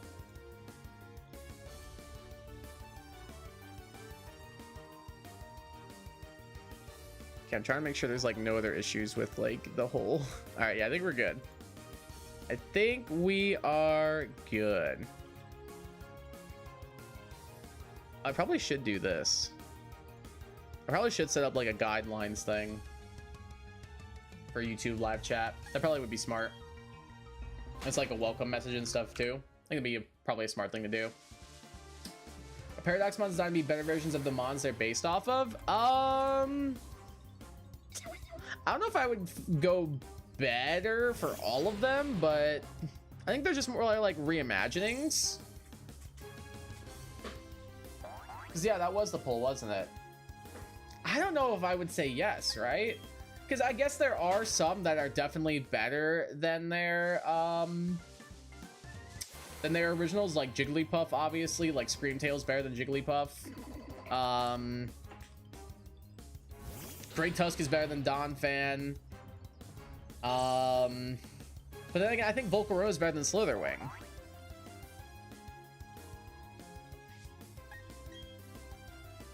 I don't know. I guess it's kind of 50-50. I think some could be and some aren't.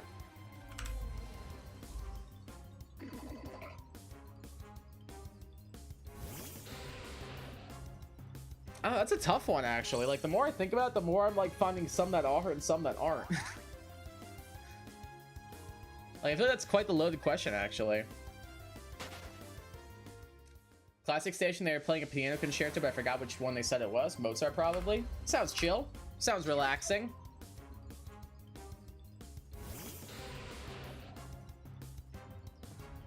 Oh, thank you for texting me that you received my payment, Verizon. Verizon just sent me a text being like, payment received. And I was like, did my phone get hacked? Nope, it's just Verizon being like, yep, we've received your payment for your phone bill.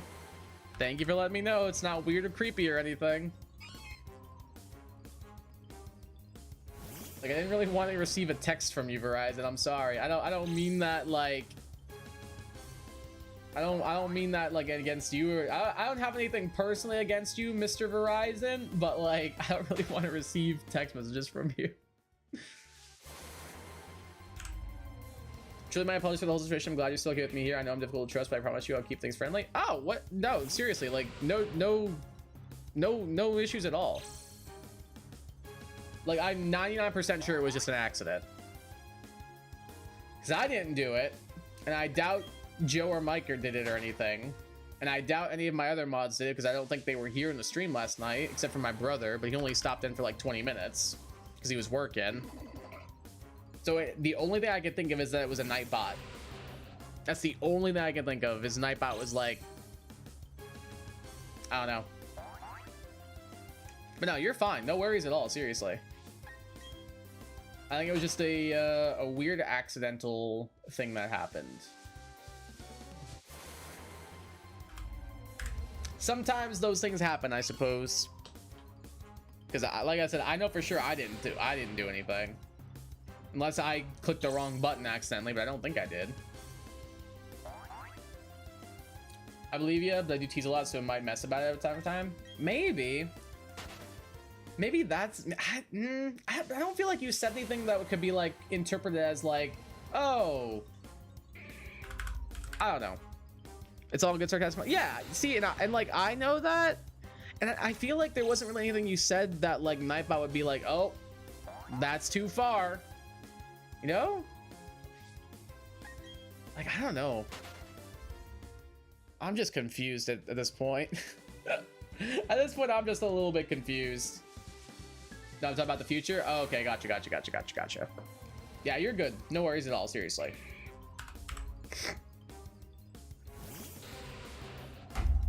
I'm a pretty sarcastic person as well, so I get it. I get it.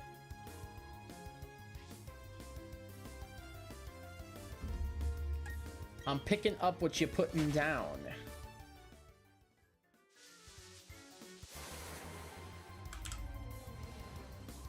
Plus, I feel like this chat's usually pretty good about, like, either teasing each other or, like, that kind of thing. So, I don't know. I think it's fine. Might be like, remember when you blocked me that one time because I was too crazy? You not again. Oh, God. Oh, God. It's already started. Bro, how many times am I gonna drop my goddamn Joy-Cons tonight, dude? Like, these things are probably not designed to be dropped on the floor plenty of times, especially not on hardwood floors.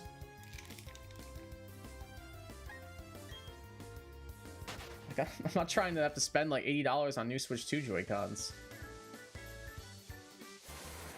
I'd prefer not to have to do that, if I'm honest.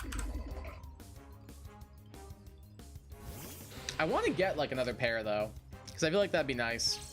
I don't really want to use like the Switch 1 Joy-Cons because like I'd have to charge them on the Switch 1 console, and like, do I really want to be carrying my Switch 1 console around with me? No, it must be my fault. You're dropping it. Please do make sure your hands aren't sweating. Nah, my hands are fine. Like, dead ass. I don't think it's like it's not you. It's just me, like, being clumsy, I guess. I don't know. Like, my hands are, like, it's like a cool 72 degrees in my house. My hands aren't sweating. I'm just stupid. I'm just being careless and, like, fiddling around with the controller itself too much instead of just like holding it sturdy. Because like whenever I hold my controller, I'm like kind of like fiddling with it, like I'm like shaking it around, like kind of like this, like just, I don't know. I just tend to like shake a little bit whenever I'm like sitting still. I think it's probably like ADHD related or something. But yeah, I don't know. I think it's just making me like drop it, or like I'll bump my leg or something, or like a piece of my desk. So that's probably also part of it. It was Mozart's 8th piano concerto. Oh, very nice. Very nice.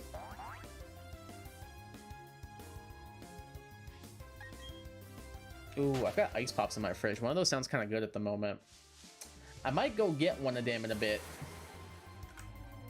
Forget the brand I have. I may or may not have stolen them from my school. And by, well, stealing is, probably not the correct word. So this was the last day of school and we were cleaning out our rooms and I was helping cleaning out one of the fridges. And the rule was, if you don't have your part of the fridge cleaned out by the end of the day, by the time the students leave and people have to clean the fridge, it's either gonna get thrown away or taken. And one of the things in there was in a completely unopened bag of ice pops. These like superfood, like superfruit ice pops. There's like a mango one, a strawberry lemon one, and like a blueberry pomegranate one. And they were like never opened, and they've just been sitting in the freezer for like a while. And I was like, well, I'm gonna take these. So I did, and I'm pretty sure it was one of the other teachers, but unfortunately for them, that was the rule. So that's how I ended up with those ice pops. And I just got them chilled in my freezer at the moment. but they are very, very good. I can't remember the brand or anything, but they're very tasty. And they're also made with real fruit, which I like.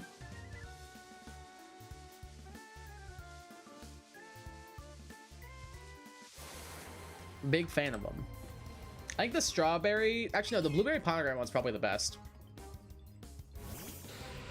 Have I ever tried Korean Malona? What's that? I'm looking it up right now. Oh, no, I've seen these before. Oh, I have seen these before. I've never had them, but I have seen these before in like a like an Asian grocery store. They look so good. I'm a sucker for anything melon flavored, so I would probably love those. Like melon flavor is like one of my favorite flavors.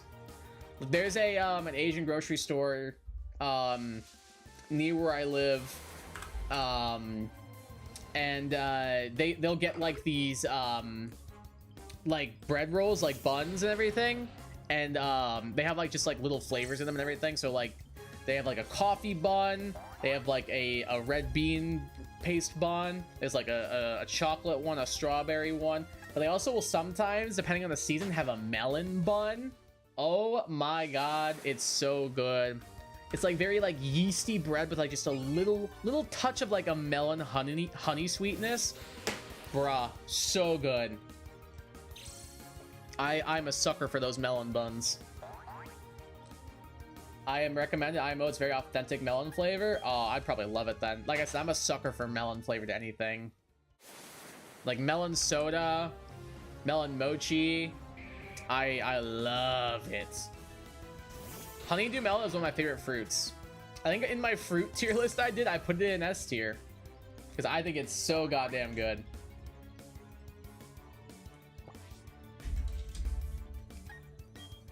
Also pretty soft compared to post popsicles. Oh, I'd probably love it then.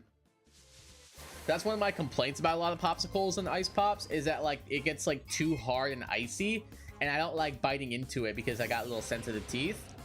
So I probably would like it a lot then. Like it sounds kind of fire. Next time I go to the store near me, I'll probably have to take a peek and see if they got them.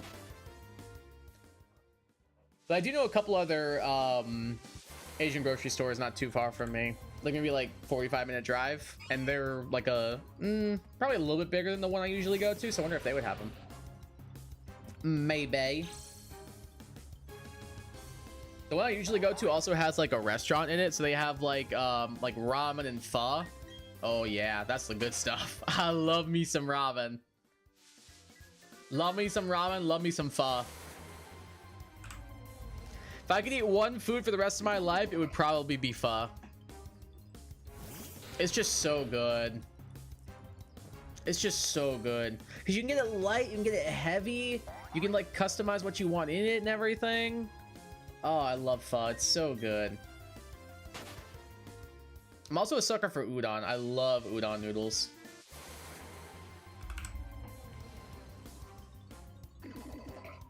They can melt, but not too fast that you're not going to finish it in time. Okay, that's fine. That's fine then. I feel like that's just kind of like the way, like it's the middle of summer. Like if you're not going to expect your popsicle to melt, like come on now, your popsicle's going to melt.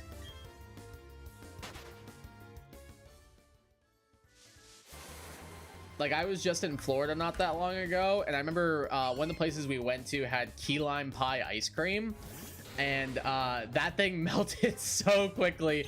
Like it was like 8-9 o'clock at night that we went, and we went out and sat outside to eat it, and like it probably was like liquid in like maybe 5 minutes tops. It was crazy. I grew up on udon, add rice cake to it, maybe some quinoa. Sounds fire. Actually, I had quinoa with my dinner.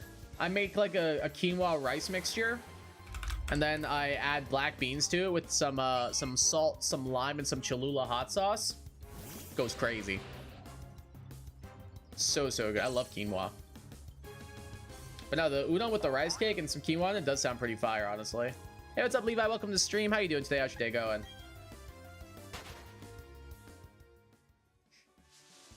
And I usually have a rice cake with breakfast in the morning. But these are usually like the sweet rice cakes, like a like the Quaker oat ones, like the one that I've been using is like they have like a chocolate one I like, and there's a cinnamon apple one that's really good. Your mom also puts radish in her udon? I can see that being good. I love radishes.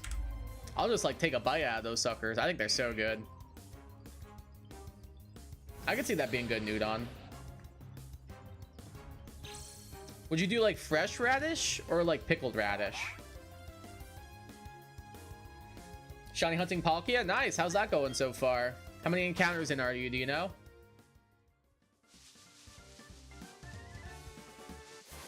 Freshly cooked? Okay, good to know. I might have to try that sometime. I haven't had like really good like udon since I've been up here. Might need to like make it myself, honestly. Like I've had good pho since I've been here. I've had good ramen since I've been here, but haven't found really good udon. We do pickled radish and kimbap? Okay, gotcha. What's kimbap again? I'm pretty sure I've had it before.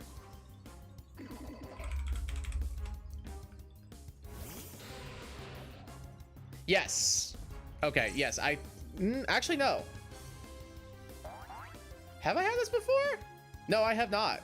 I've seen it before, but I have not tried it. It does sound really good, though. It looks very, very tasty. It would definitely be something I would enjoy. I'm at counter 150 right now. Not too bad. Getting rocking and rolling. Glad you're off to a good start, though. Or with a fried chicken, that I 100% knew. I knew you guys did pickled radishes with that. Pickled radish is actually pretty good. I think it's kind of good. Pickled radish, pickled onions, both are so fire. Big fan of both. If there's any good options to me for those, it saddens me quite a bit. Yeah, it definitely is frustrating. Like, I wish I was a little bit closer to the place that I like going to. It's maybe like a 30-minute drive, so it's not too far. But it's still, you have to make like a mini trip of it. So that's a little frustrating. But honestly, their ramen is so good that I'm willing to do it. Back in Florida, there really was not that many good like ramen places. Like there were a couple, but they were like, you know, like I lived a little bit north of Tampa when I lived in Florida. And the like only like really good ramen places were like in Orlando. So you had to travel like an hour just to go get ramen. Like there was like Chinese food and like we had like Japanese steakhouses and sushi, but nobody had like ramen or like udon or like soba or anything like that. So if you wanted stuff like that, you had to travel, and I didn't really want to do that a lot. So I would usually just go. One of my friends from high school, one of my best friends, her family runs the best Chinese restaurant in my hometown, so I would just go there all the time. And honestly, I knew the owner, and I knew the owner's daughter, so like your boy got a little bit of a discount at times. So like, yeah, we take those. You know what I'm saying? Like that thing with that their restaurant, dude. Their Chinese restaurant was so good.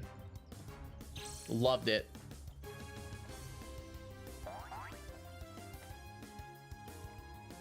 It's rice wrapped in seaweed, popular in our household. I could see it being really good, yeah. Looks like there's like fillings and stuff in it too. Like I saw like different veggies, different meats and stuff. Like it sounds really good. Dorothy, are you seeing my messages? Dorothy, are you seeing Gianna's messages? I drive 30 minutes to get to work. The nearest ramen shop is an hour away, and Udon is 1.5 hours away. Oh, yeah, that's tough. There is a new ramen place that opened in my hometown. That's really, really good. I actually went there while I was there visiting friends and family. I met up with a couple of my boys from high school, and we went and got ramen. A couple of people you guys have seen on the channel before if you're a longtime viewer. My boy John, my boy Zyla, my boy Nano. They've been on the channel before. Went and met up with those boys. Got some good ramen. Went and got some drinky drinks. Oh yeah, it was a good time. It was a good time with the boys.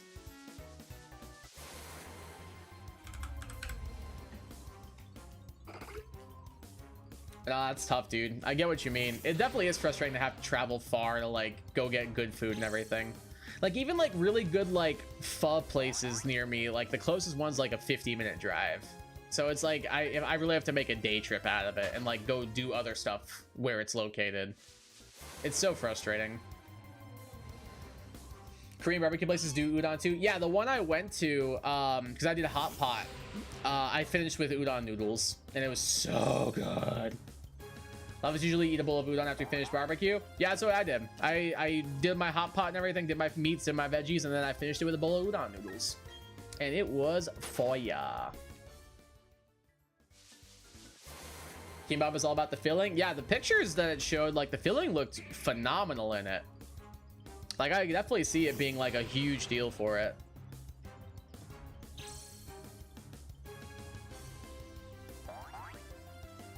I'm a sucker for like a rice ball though, so like honestly I'd probably love it.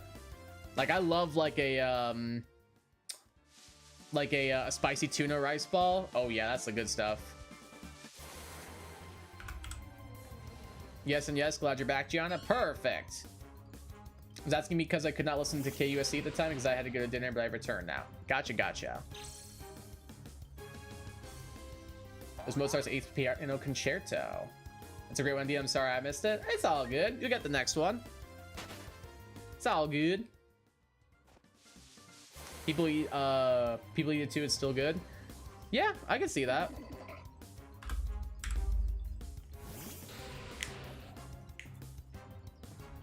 Because what if they just would you so like if you didn't do the filling, it would just be what, rice and seaweed? Like what, how about this, what's your favorite filling to put into it? Like if you have the choice of like what you want to fill it with, what are you picking?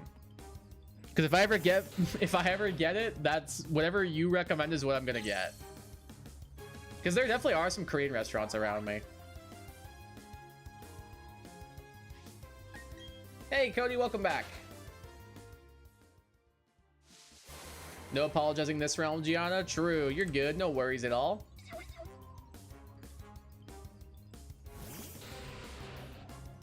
Yes, just still great. I mean, like, yeah, like rice and seaweed. Like, give me a little bit of soy sauce, give me a little wasabi. I'm a happy boy. maybe a little bean paste, possibly. I'm a happy child. That's all I need.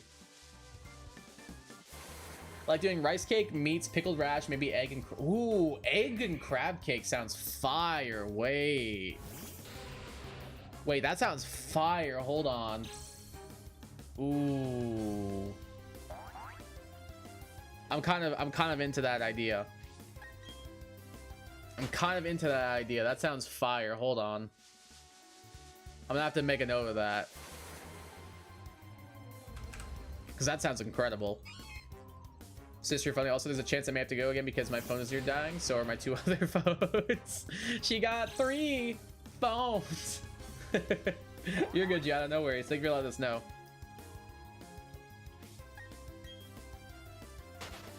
As for the false flag gaming poll, I don't think it's always the case. Slitherwing, Walking Wake, Iron Crown, etc. are all play pretty differently to the present day counterparts. Yeah, that's kind of what I'm thinking too.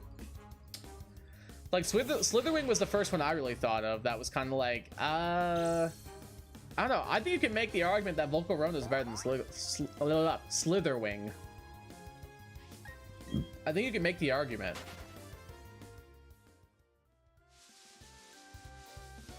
I personally would say it is.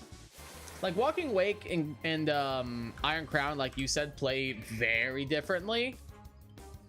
So I'm sure that's probably like kind of hard to take into account. So at that point though, they wouldn't be like the superior version because superior version implies that they do the exact same things, right? So no, yeah, I would agree with you on that, Cody. I think you're 100% on the bunny with that one. If you want to do spinach can be good. I can see that being tasty. I can see spinach being tasty with that.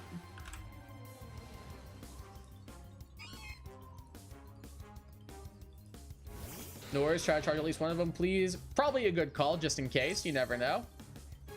Like, I always get mad at my parents, because I remember I was in the car with my mom today. I was driving her to this little, like, geode shop she wanted to go check out. and she was like, hey, can you check this for me? My phone's gonna die.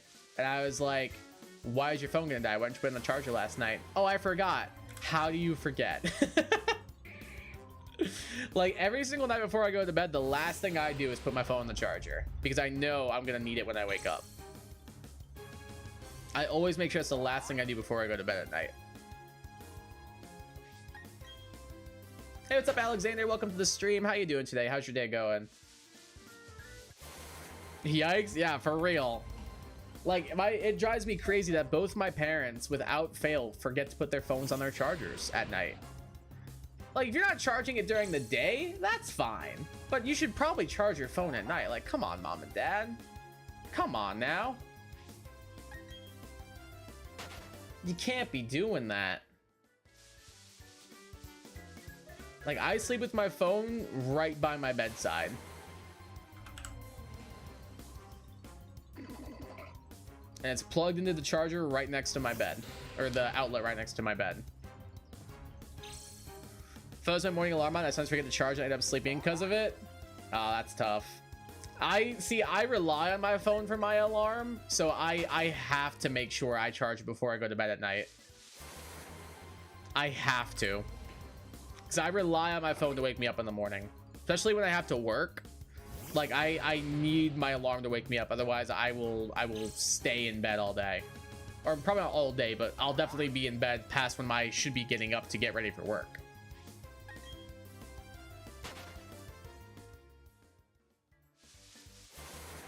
I use Lights 360 and I always get notification your mom's phone is at 20%. Reminder to charge. Wait, I actually might need to do that.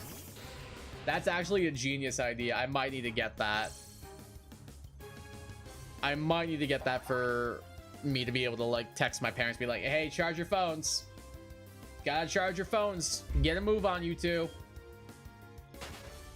You're lying down getting ready for bed. Time to charge your phones.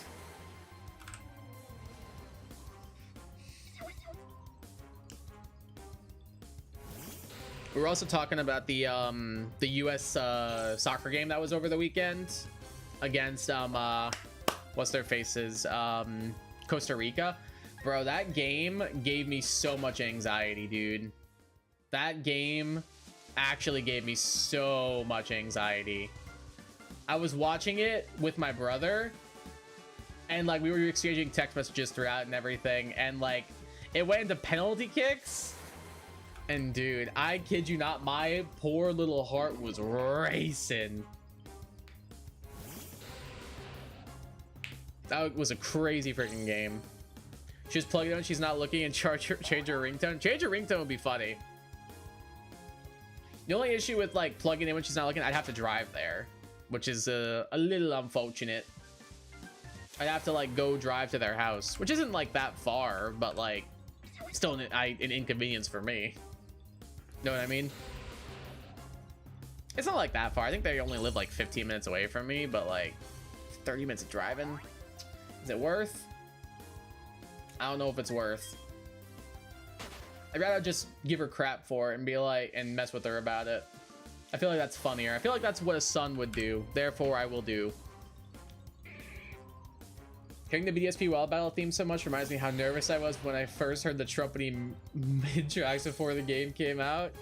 Yeah, I remember when I first heard them too, I kind of was just like, I don't know how I feel about these. I'm not sure how I feel about these.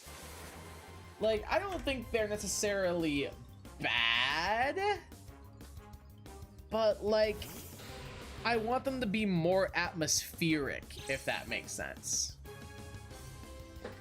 I don't know if that makes sense or not, but that's what feels right in my heart. Well, hello, little munchkin girl. What are you up to? You wanna come say hello? Oh, come here. Come say hi. Come and say hello. How are you? Remember when I encountered a wild Pokemon Ultra Sun? Oh, that wild music is pretty, like, bombastic as well. What, sweetheart? What you want? Oh. You want to say hello to the stream?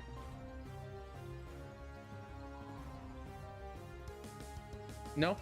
Well, we tried. What are you up to, kiddo? You just want to come up here and sit for a bit?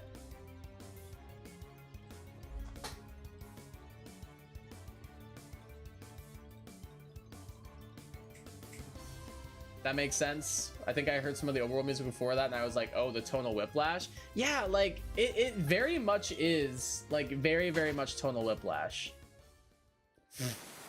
Like some parts of it are like very chill, and then like some of the like battle themes and like overworld themes are like very over the top. Like the area here, like the lake area right now where it's like the bow bow bow, like it does not feel like it fits the area in my opinion. That theme is so good. I enjoy intense battle themes. Oh, Ultra Sun Ultra Moon just has like peak music in my opinion. I think the music in Usum is so good, and Sun and Moon for that matter. Like one of my favorite songs in all of Pokemon is the Lusamine Mother Beast battle. Like that theme song, that song is peak.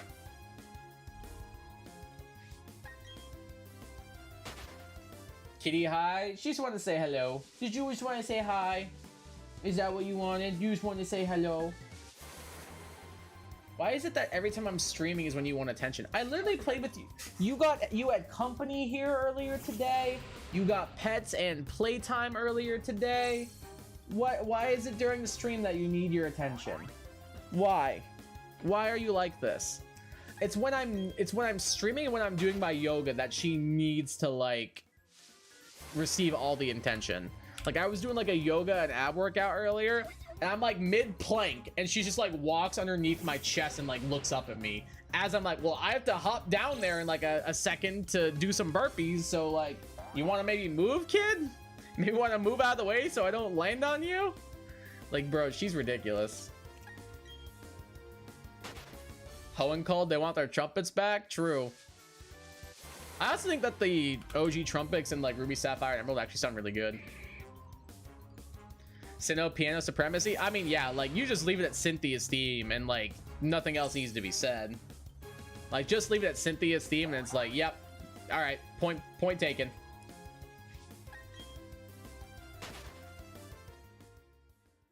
I love Mother Beast Lusamina's theme as well. Oh yeah, it's easily one of my favorite songs in all of Pokemon. I think it's such a good theme song. It's such a good battle theme, honestly. I don't pay attention to the music in the Pokemon games, TBH. Oh, I love Pokemon music. I think it's so good. But like after hearing it a lot, like for example with this game, like I can't keep listening to bow bow bow bow bow bow bow bow bow over and over again, which is why I have my Spotify up on my second monitor so I can just cycle through that.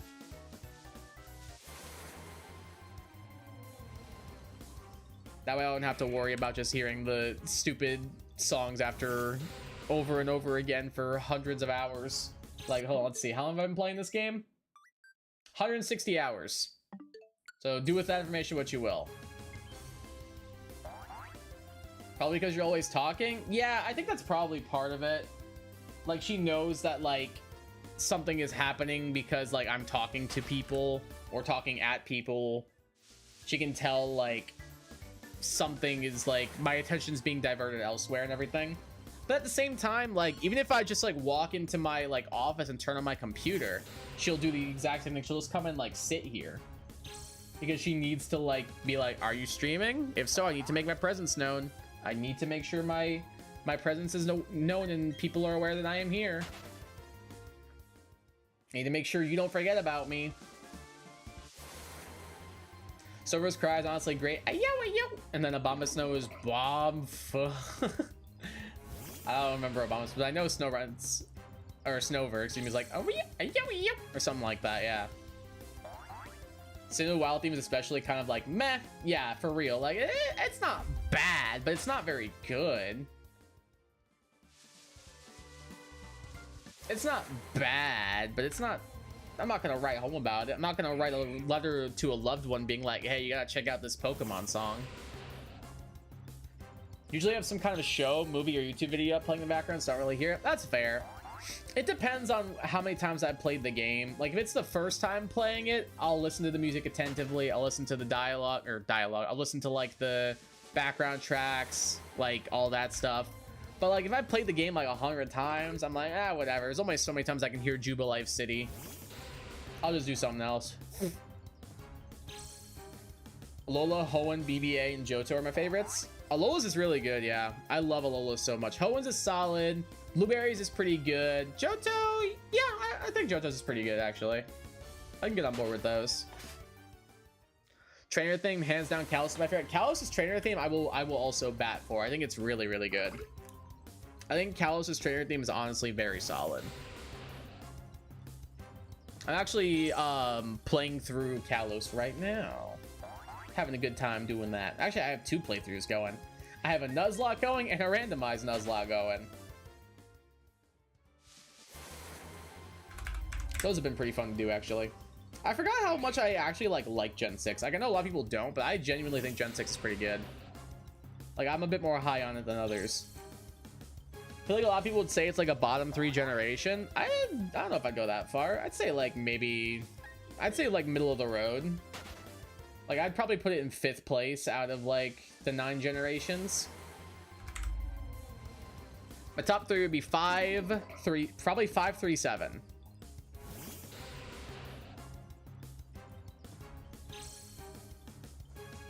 And my bottom 3 would probably be 9, 8, 1 in some order. Probably 8, 9, 1, I would say.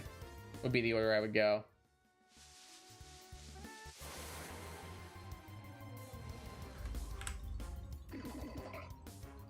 Bushiana was here. KUSC is playing Chopin's Heroic Polonaise now. Ooh, very interesting. Just because we all know by now is the first gen I completed, so a bunch of nostalgia. Yeah, that's fair. Gen 6 is the gen for me. It also carries some nostalgia just because like it was the one that I really started to like enjoy the multiplayer aspects of Pokemon. Like I mainly played like Ruby, Sapphire, Emerald, Fire, Leaf, Green on my own time. Like I didn't really like play that with friends much. Like my friends did play, but we never really played together because like Game Boys needed link cables and stuff, and those were annoying and cumbersome. But when Gen 4 came around, like Diamond, Pearl, Platinum, Heart Gold, Soul Silver, that's why I started to take like a mini break from Pokemon. Like I owned Diamond and Pearl, but I didn't play Platinum. I didn't play Heart Gold, Soul Silver at the time. And all that, so like I kind of took a bit of a break, and then I got back into it with Black and White and Black and White 2. Then I got really interested in it again, and then that's when I was like, oh, 3DS is coming out, I want to get that so I can play this game with my friends and get Pokemon X and Y. And then I did, and we like did like a bunch of like tournaments and stuff. We went and traveled to events. We would do like free-for-alls together. We would do Soul Links together, of both X and Y and Oros. So like that's why Gen 6 for me specifically holds like a special place in my little heart, because I don't know, I enjoyed the multiplayer pieces that I got out of it. Although I only recently learned what natural objects are. Natural objects, what's that mean? As in like items that were on this earth already, like something that's not man-made. Basically, if Cynthia played it, she'd have her entire team dancing through her living room. Wait, what? Oh, gotcha. Bombastic, loud, strong piano. All right, that sounds fire. Wait. Top 3 are 3, 7, 8. I agree with 3 and 7. I'm pretty low on 8, unfortunately. I'm not a huge fan. I get people like it, and I know it has its defenders. I found it kind of boring. I enjoyed it in parts, and others I was like, this is kind of mediocre. I don't know. I think Dynamax raid dens are cool. I think those are fun. And Dynamax Adventures specifically are pretty sick.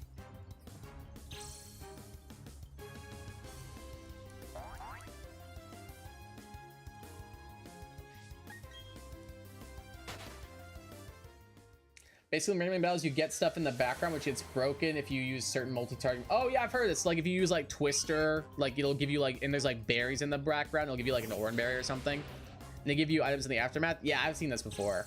I have heard of that before, actually. It is cool, but not my favorite structure. Yeah, like it felt like it felt like the first attempt at like, which I don't think it was the first game on Switch. It wasn't Let's Go the first Switch games, which also I was not a big fan of. But I don't know, it just felt kind of empty and kind of like underdone. Like it was like you wanted like a nice piece of chicken and it was undercooked in the middle, and you were like, well, that's unfortunate. And now I'm just sad. Like that's how I felt playing Gen 8. Gym theme 8, oh my gosh. Oh yeah, best, I'll say that. I don't mind. Like best gym theme in the series, in my opinion. I don't think it's close. I think the best gym theme in the series is Sword and Shields, and I do not think it's anyone else even comes close. Stories Roman the Dynamax Adventure saved it for me. Yeah, I think Dynamax Adventure saves it for me, but it definitely doesn't save it enough to put in like a top 3 or anything for me. Like story's boring, the mons are cool, the world feels boring outside like a couple of places, characters are all pretty one note and bland. Like it's still bottom 3 for me, and I only just got Dynamax Adventures recently, so maybe that's probably a little bit of a part of it. But I don't know. Maybe if I play more Dynamax Adventures, I'll grow to like it more and more, because I do enjoy doing those. But I just can't see it leaving like a bottom 3 for me.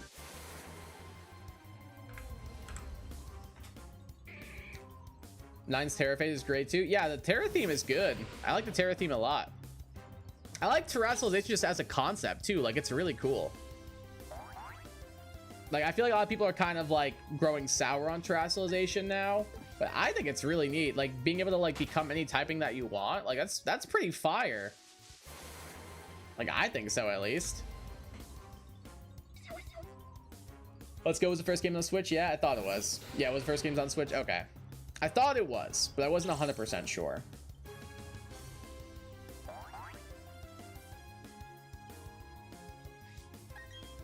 I like how sparkly it sounds. Fair point, yeah. I think that's a fair argument. Love True Isolation personally. Yeah, same. I think it's really cool. It's my second favorite gimmick besides Megas. Obviously, Megas are the coolest one, in my opinion. But I think second place is Terrestrialization. It's like there's a tier gap. It's like Megas, tier gap, Terrestrialization, tier gap, Z moves, Dynamax. At least for me. Yeah, I think Terrestrialization is so cool. Terra is a great gimmick. I agree. Wish they'd done more for the Gen 9 games, though. Yeah, they really, like, shafted Gen 9. They really shafted Gen... Like, I feel a little bit bad because, like, looking at how Scarlet and Violet runs on the Switch 2 and thinking that's how the game could have ran this entire time if they optimized it a bit better, it just makes me very sad that that's the game we could have had this entire time. I feel like a lot of people would have, like, not dropped the game as much as they may have done if the game was like the way the Switch 2 runs it the entire time. Because like on Switch 2, it's crazy how good that game runs. It's like upsettingly so how good it runs. Or how well it runs, excuse me. But I don't know. Maybe they were really held back by like time constraints. I'm sure they were. But maybe there was also like hardware limitations. But I don't know. They really did kind of like shaft Gen 9. Like they didn't really do a lot with the DLC either. Like the new worlds are cool, but after you do like the mini stories and stuff, there's not really like a ton more to do in them. I don't know. Megas are great. Yeah, I think Megas are awesome. I'm excited they're back for ZA. I can't wait to see the new Megas that we're getting. I'm so hyped. My entire team I use in ZA is gonna be mons that get new Megas. That's my entire team is gonna be. It's only gonna be mons that get new Megas. I ain't using anything else.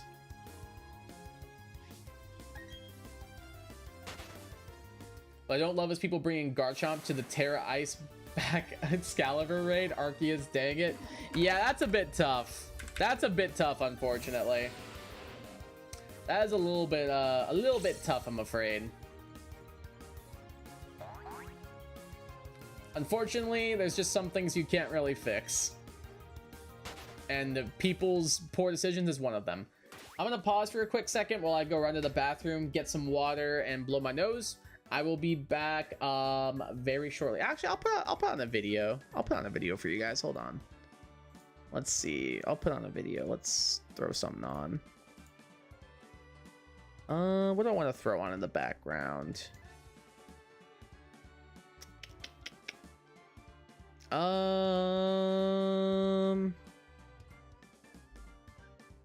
Yeah, this will do. I'll throw on my shiny Fennekin reaction. Why not? That'll do. Now, give me 1 second. All right, I'll be back momentarily. Okay, hold on. Let me fix that. There we go. All right. Cancel that. Fix that.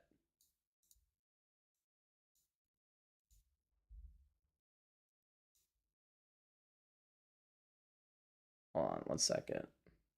I know it's muted. Hell yeah, finally, man. All right, there we go. I'll be right back. Took over an hour and a half, but I'm not complaining. We got the little shiny fox friend. Let's freaking go, chat. All right, so at level 67, this thing is going to have Fire Blast, Sunny Day, Psychic, Will-O-Wisp. All right, that's pretty free. That's pretty free. Or at least it would be if my Gallade could hit a Thunder Wave, but sadly it doesn't seem like it can.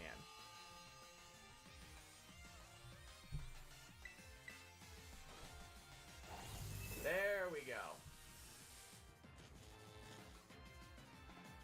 That's better. Alright, so let's check out what shiny Will-O-Wisp me. That's a little annoying, but it's fine. Shiny Delphox, I believe, is purple and gray. It is indeed. It's like purple, gray, and red. So we gotta pick out a Pokeball eventually. GG's indeed. Now I can share with you. We still have to finish up the sandwich, and then I can get you. I still got some time left on the sandwich, and then I can get you.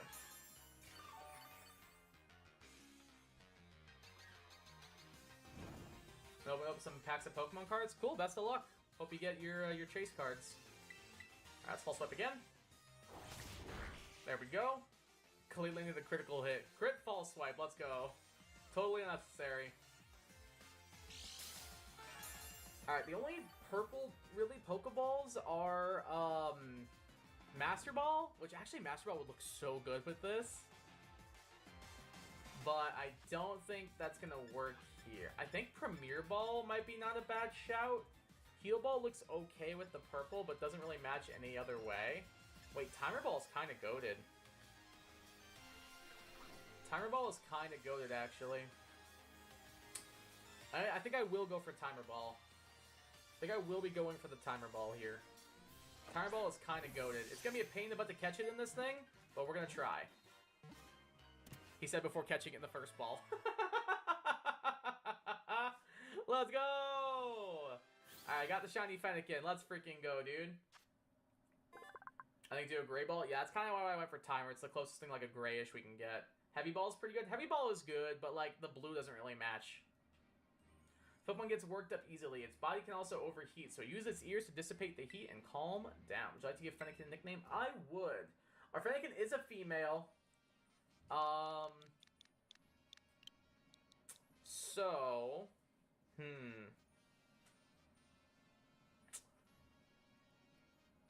I think I'll just go standard. I'm trying to think of, like, female spellcasters.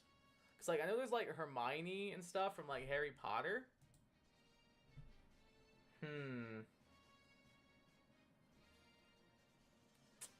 That is tough.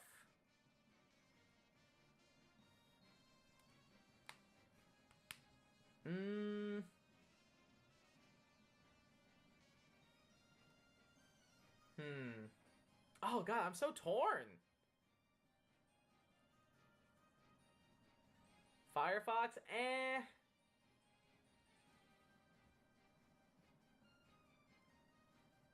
Trying to think of like female spellcasters. That's what I'm trying to think of. And I'm thinking of like Fire Emblem and no like female spellcasters.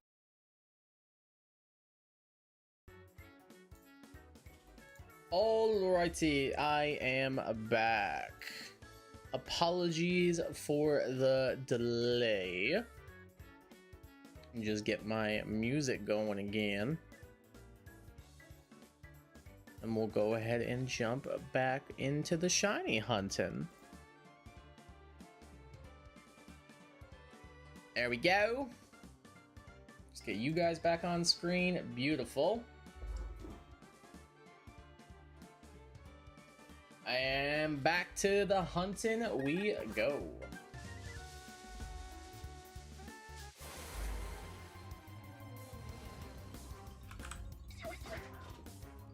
Imagine you give Fighting Terra to Garchomp to take on an Ice Raid. I mean, that'd be a little bit better. Or like Steel Terra. Like at least Steel would give you the resistance as well, which could be pretty important. And then it also gets like Iron Head. Like Steel boosted Iron Head. That could be pretty good actually. Wait, that might actually be decent. We may have cracked the code here, guys. Finally got Dragon Ball Xenoverse 2 Deluxe Edition. Cool. I've never played Dragon Ball Xenoverse. Like I said, I'm not really much of a Dragon Ball guy, but I did play Dragon Ball Fighters a little bit and I liked it. Thought that was pretty good. Looking forward to ZA though? Yeah, me too. I'm hyped for ZA. I wasn't at first, but the more I've like seen stuff about it, the more hyped I'm getting. I'm drinking the Kool-Aid a little bit. Like they've got my interest. Now, as long as they don't fumble the bag, that'd be awesome. All I ask is that they do not fumble the bag. I don't know if that's like asking a lot or not. I don't feel like it is.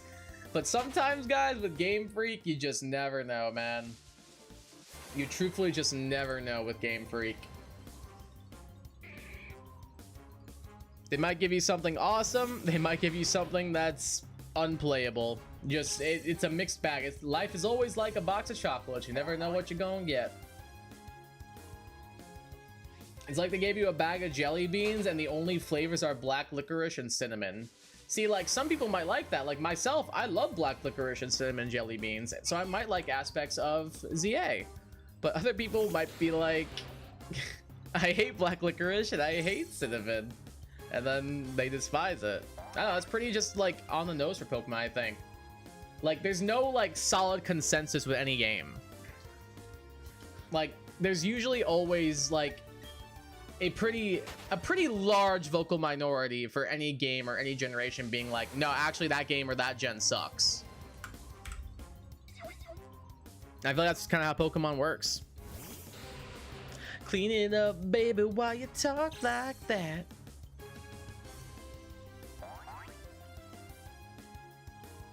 Like Gen 5 is my favorite generation, but I know it's for a lot of people that's probably going to be like a bottom 3 generation for them. And some people swear by Generation 1, but I think Generation 1 is a bottom 3 generation.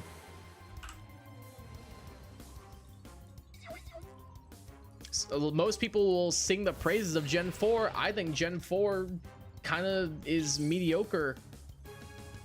Like Gen 4 is probably my fourth least favorite. Like if I was to go like in order of worst, like going up, I would say probably 8/9 1 4. Like that's just me though. I do not like Gen 4.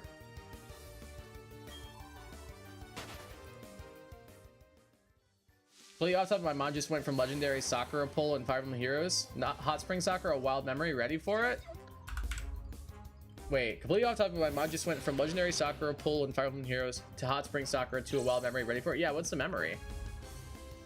I thought Gen 5 games were a bit long and boring. See, I disagree. I think the Gen 5 games were probably the best story-driven games that we got.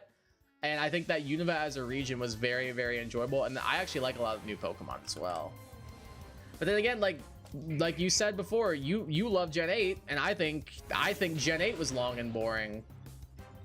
That's the thing, like people with Pokemon as like a franchise, like there never is a consensus. Like there's always gonna be that one vocal minority being like, but I like this thing, or no, but I don't like this thing. Like I'm sure if I said, man guys, hot take, Hey You Pikachu is not a good game, there would be one random person being like, actually I kind of like Hey You Pikachu.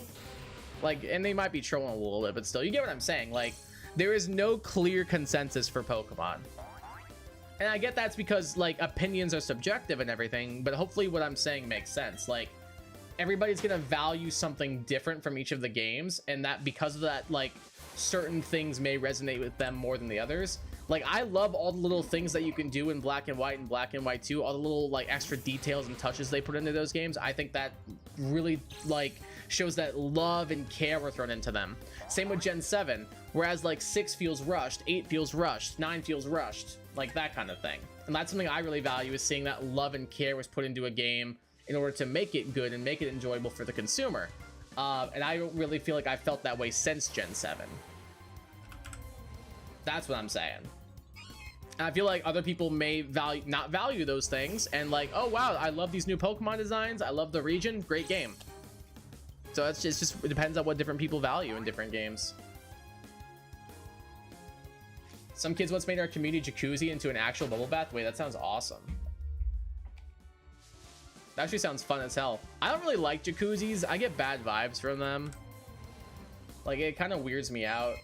Like it basically I'm taking a bath with strangers, or even like people I know. It just feels kind of weird.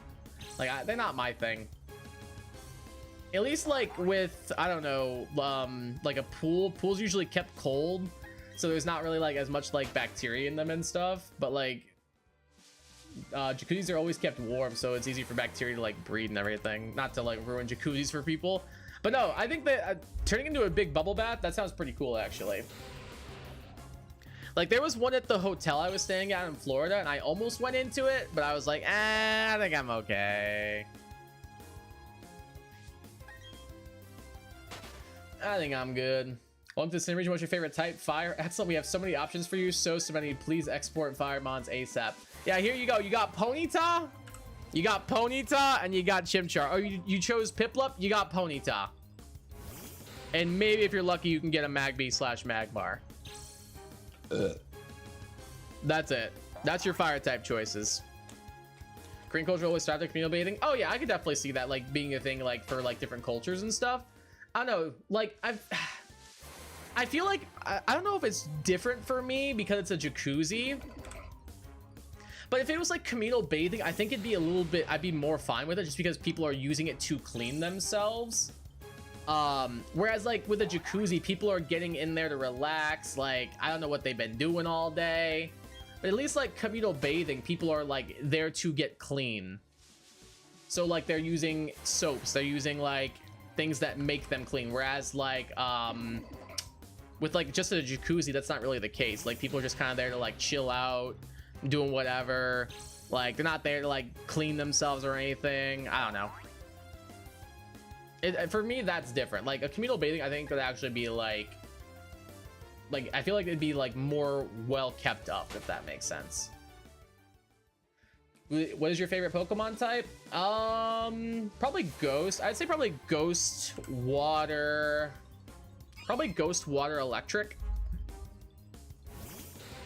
In that order. I like Dragon, Dark, Fire. Those are my top 3. Fair point. I'd say Ghost, Water, Electric for me. I feel like communal bathing are kept clearer than jacuzzis. Yeah, that's the other thing too. Like people are there to get clean, whereas people are not there to like clean themselves in jacuzzis.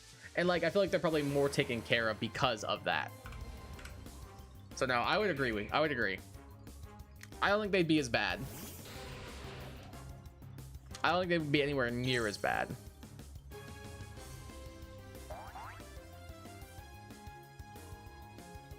Like I'm trying to think about booking a trip to Japan next summer. So I might need to do some like stuff with like communal bathing and stuff. Like I don't know how prevalent it is over there and everything, but the company I was going through, it does look like they like offer like hotel bookings and accommodations and stuff. So I don't know. I don't know.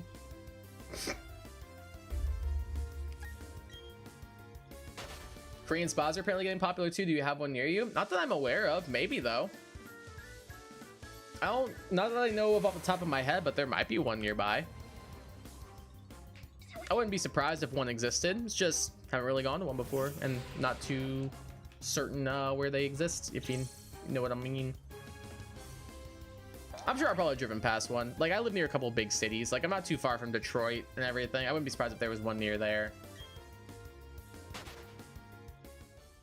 Dripple is based on a hot air balloon. Celix lives deep down to where the earth is hot and low punny. It has fur that keeps it warm. That's the only reason it's lumped in with these pseudo fires. Yeah, we'll go with that. Japanese hot springs are apparently very popular if you play FE, you know? Oh, 100%, yeah. 100%. Like, hot springs are definitely very popular. I definitely want to go to one at some point.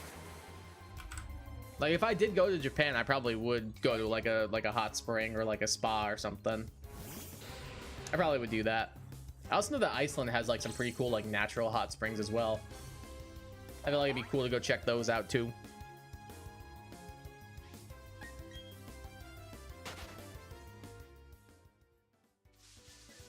They're popular near Dallas, Texas.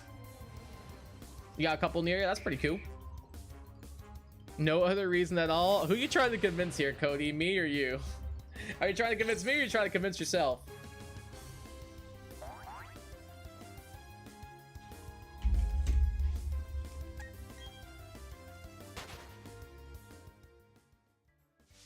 I feel like I always end up in a conversation with Mike and Joe about like which Pokemon I find attractive, and the answer is always none. I'm not like attracted to Pokemon in like that way personally. It's not my thing. I know some people are, and like I hope they're happy. Did you play more Engage? If so, old Goldberry, you in those hot springs? No. I'm working on like here, no, I'm not gonna pull it up. But I'm working on editing the video that I have of me playing Engage with Joe. And I think that is like probably like a third of the way done, if I had to guess.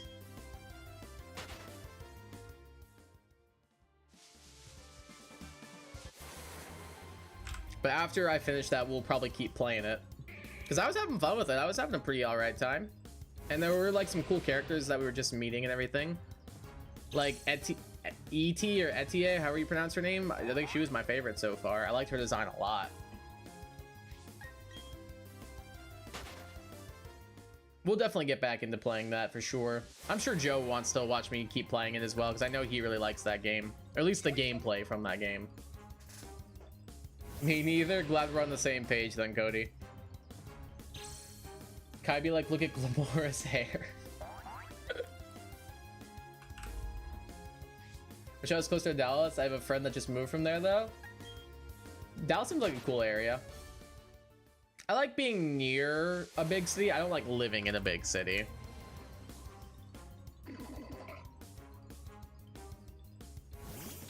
I found another reason. Flint heard there was a fire rabbit in Galar and thought he could pass Lopunny off as a Cinderace.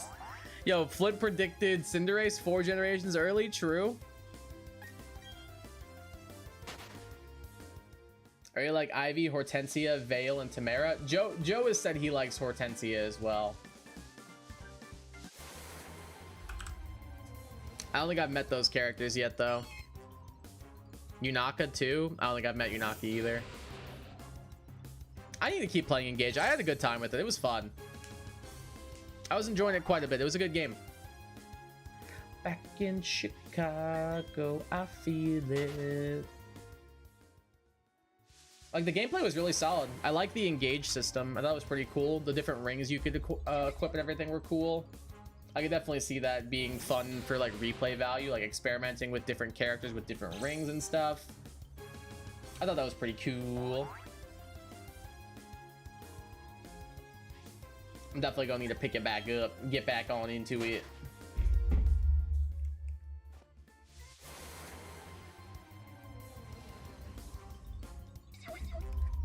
And Alchrist and Celine. Alchrist is always deprecating himself, but he has the amazing listener archetype and tries his best to please others. Oh, that sounds like a nice character. I probably would like him then. I live in the heel of Louisiana's boot. The closest big city to me is Houston. Okay, Houston's a nice place from what I've heard. I've never been to Texas before.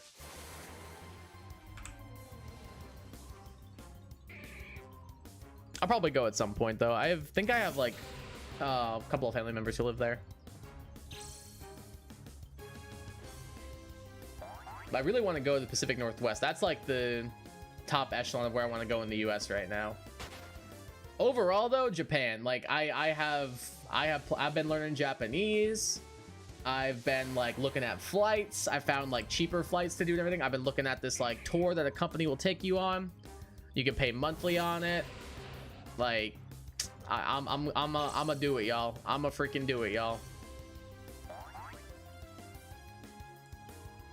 Diamond is another favorite. I feel like I've heard of that character. Lapis is a great character too, very humble and crafty. Don't recognize that character. At least they're not their name. It's not bad, but I try to avoid driving through Beaumont. What's so bad about Beaumont? My dad knows a little bit of Japanese. He wants to go sometime. I want to go so bad. Like I've been doing like Duolingo and stuff. Like let me pull it up. Like I've been doing like some lessons on like Duolingo and everything. It's pretty self-explanatory for the most part. Like konnichiwa, Kyler desu. I just said hello, my name is Kyler.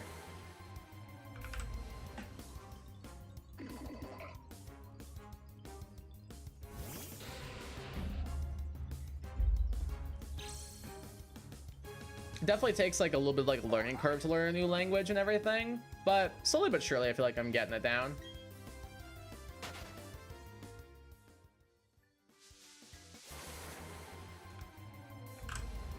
I had some layovers in Japan, but never went outside the airport. Nah, gotcha. Oh, see, if I had a layover, was that like when you were traveling like to and from Korea, I'm guessing? If I had a layover in Japan, I would absolutely like try and maximize the amount of time. Like, if it was like a long layover, I would absolutely be like, I'm gonna go walk around for a little bit, just go check it out. If it was like an hour-long layover, nah, I'm just gonna wait to board my flight. Construction item will never be finished. There's so many people in the air that are always driving through there like there aren't concrete barriers all over the place. Oh, that sounds awesome. Love that. Yeah, no, I don't blame you then. That sounds a lot like I-4 in Florida. Like I-4, people just know, do not drive on it. It's so annoying to drive on.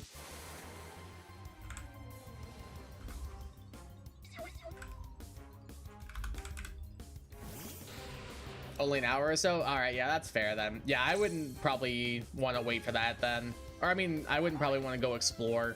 Because like by the time you even leave the airport, it's like, all right, well, I got out of the airport and it's been 20 minutes. So my flight boards in 40 minutes. Do I really have time to go do something now? So yeah, I get you. Japan, Korea, like a 1-2 hour flight. Oh, that's not too bad at all. Yeah, they're pretty close by each other. So I guess that makes sense. That makes sense. It do.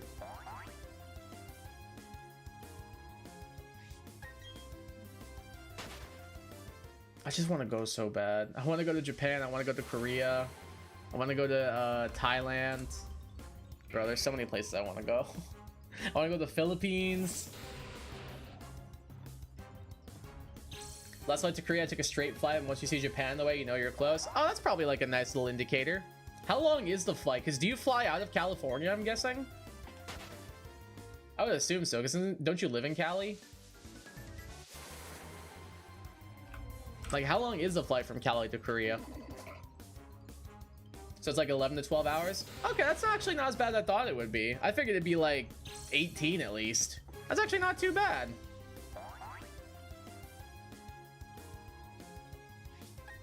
I thought it'd be a little bit more than that. From LAX to Incheon? It's not too bad. It could be a lot worse, I think. I figured it'd be more than that.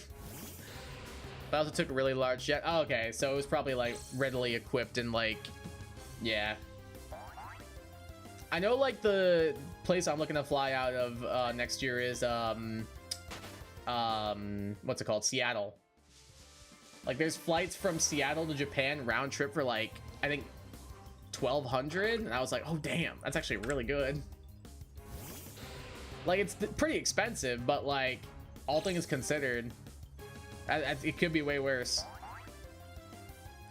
Just ordered my passport and I'm also planning a trip to Japan next year. Nice. I'm wanting to eventually move to either Japan, Korea, or Germany. Very cool. If I did move somewhere outside the US, it probably would be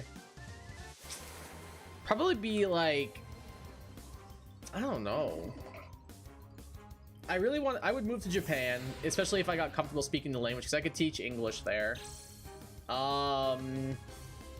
What else? What else is there? I'd move to Canada. I'd move to Germany. Germany I think would be pretty cool, but I have to start learning the language. I moved to Holland. Holland I feel like would be beautiful. Switzerland I would move to. I'd move to Sweden and Finland. Yeah, I'd say one of them. Oh, you were on the Airbus thing? Oh, okay, gotcha. So you had the big ol' thing. My mom thinks I should teach English to Korean kids. That'd be pretty fun. Probably be a nice way to make a little extra money too. Be a nice little way to make some extra cash.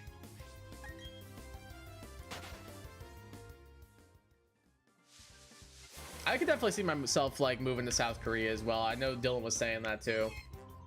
I feel like it'd be really cool to live there.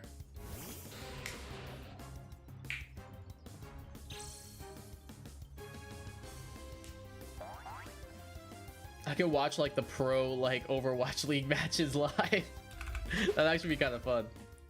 South Korea is great. Yeah, I want to go visit so bad. It looks so cool. I bet you I would love it there.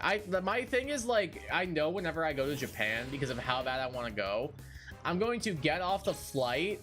I'm going to like, I'm actually thinking about this and getting a little bit choked up. I'm not even gonna lie. I can picture myself seeing like something like naturally beautiful, like either like some temples and shrines or a really pretty forest or Mount Fuji or like cherry blossoms blooming. And I just know whenever I see it, I'm gonna break down in tears. I know for sure I'm going to. I'm just gonna see it and take it in. Like I'm gonna get off the flight, be like, say to myself, I'm in Japan, and I'm probably gonna break down in tears. I know I'm going to. Because of how badly I want to go there and how excited I am that I might be able to actually go next year. Just cannot stand cicadas in the summer. Are they really loud and obnoxious? They're so annoying you can hear them from your 20+ story apartment. Jesus Christ. That does seem pretty loud. Like I'd probably have to sleep with like earplugs or something at that point. I probably need it because I'm a pretty light sleeper. So I guarantee you they'd wake me up.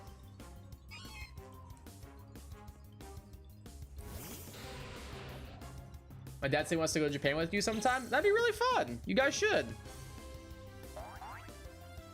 That would be awesome. I don't really have anybody that wants to go with me, so I'd just be going by myself. But the thing I'm doing, it's like a group trip, so you like meet up with like a group of other people. And then you kind of like all do your like traveling together, so it's not just you doing it by yourself. So I think that'd be a good way to do it. That's the way I want to do it, at least, because like I don't want to really like subject like a friend or family member or whatever to like a $4,000 trip, even though I really don't mind it. So I don't know, I'm perfectly fine just going by myself and like meeting up with that group and like doing stuff like that. I think they cover like your transportation, they cover like some of your lodging, they cover some meals, so that's what I'm probably going to do.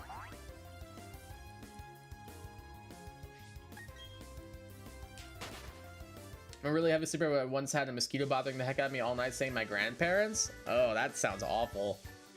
I hate mosquitoes so much. When I was in Florida, dude, they were so annoying.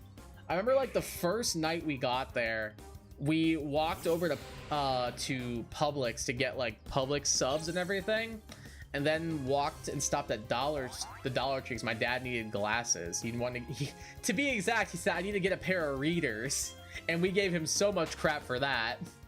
Like, Dad, just call them glasses. Readers does not sound good. Like, that just makes you sound old. And then my mom teased him about it, and she called them spectacles, and then we teased him for that. Yeah, he got a bunch of crap during the trip, but he can take it. It's fine. But on the way back from like walking there and everything, I'm really happy I decided to buy a can of bug spray because I was getting eaten alive. Like my entire back of my legs were like covered in mosquito bites. Like I think I told this story. I don't know why. They just love me. Like my blood must be tasty for them. I don't know. I truthfully do not know. Yeah, I hate mosquitoes with a burning passion. I feel no qualms about like about squashing them whatsoever. I feel zero qualms about squashing them. Whereas like a spider or like certain bugs, I might be like, all right, I'm gonna let you outside, dog. We're chill, whatever. But like a mosquito, if I see one of those suckers, it's on sight. I have to get my airframes and power plants licenses to help me get my feet planted in the foreign job market. There you go. That's a good idea. At least get you started somewhere. That's a smart call. Yo, what up, Young Sound? Welcome to the stream. How you doing today? How's your day going? How have you not gotten tired of seeing the stupid pink crow bat? Well, I'll tell you what. I have. I very much have. I very much have gotten tired of seeing the stupid pink crow bat. But it's my fastest Pokemon, so it makes it easiest to run away. It's my fastest team member, so it makes it the easiest to run away. So that's why it's still here. But no, trust me, I've grown very tired of seeing it. I would really like a shiny to appear on the other side of the field. But unfortunately, this does not appear to be a luxury I have at the moment. How are you doing today? Korean mosquito species adore me. In the US, I get bitten a quarter as much. Oh, I wish. I get like eaten alive by mosquitoes. It's so annoying. Like, my blood is tasty for them. It's so frustrating. I spent a summer in Dominican Republic once, and the mosquitoes there were awful. My arm generally looked like it had acne. Oh my god. That's awful. What?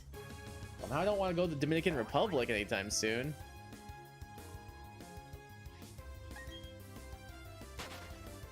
That sounds terrible. Like, did you buy a bug spray and it just didn't help, or like what happened? Doing good today? That's good. Actually, I have an original song releasing on Saturday. That's very exciting. Is it releasing on like Spotify or something, or like what's it releasing on? That's really cool. I get shits what my legs were like. Yeah, I believe that. Your mosquito bites swell easily too. Oh, that sounds awful. Ooh. That gives me the heebie-jeebies just thinking about that. I'd be too tempted to like poke at them and scratch them. I can't not do it. I'm so bad when it comes to that kind of stuff. Like, people will be like, oh, just don't scratch it. I can't. I can't. Oh, I don't want my voice cracked right there. I can't. Sound like the Charlie in the box from the freaking Rudolph. What's it called? Movies.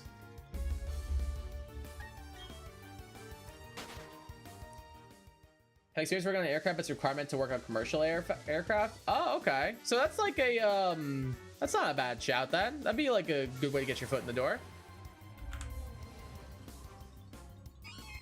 No streaming services yet because it's my first project. I'm a noob to this stuff. It'll be on YouTube to use up on Prod Mikey. Okay, cool. Good to know. Since that trip, I've never thought this mosquito bite is the most annoying thing I've experienced, because what can be Korean species mosquito bites? I guess that's like a positive spin to put on it then. That's a pretty positive spin to put on things then. Like, well, at least these are never going to be as bad as these other ones. So I said scratching rubber with my palm. That's smart, actually. Wait, that's actually a good call. Or take a warm spoon, put it on the bite, which kills the proteins that make it itch. Oh, you smart. I might need to do that from now on. I'm gonna need to start doing that from now on then. I like the way you think, Young Sound. I like it a lot. I'm gonna have to remember that warm spoon tech for the next time I get like covered in bug bites. Which happens very frequently, sadly, because I also live near water. And it's Michigan in the summer, so there's mosquitoes all around, dude. Like, I'm traveling back and forth between mosquito hotbeds, Michigan and Florida.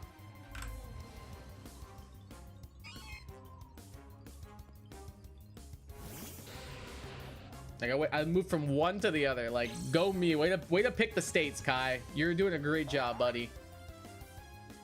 I'm moving to the Pacific Northwest at this point, y'all. I'm moving to Washington or Oregon. I'm moving there. If I get rich, that's where I'm moving. If I somehow like win the lottery, I'm buying a house in Washington, and I'm just gonna chill there. Or the mosquitoes just follow you. You know what, Cody? I never thought of it that way, and you might be right, bro. You might be right. When you put it that way, you just might be right. Come to Cali? I want to visit Cali. I don't think I want to live in Cali. Like, I'm sure Cali would be cool. But, like, I don't know. it is, like, my dream to live in, like, the Pacific Northwest.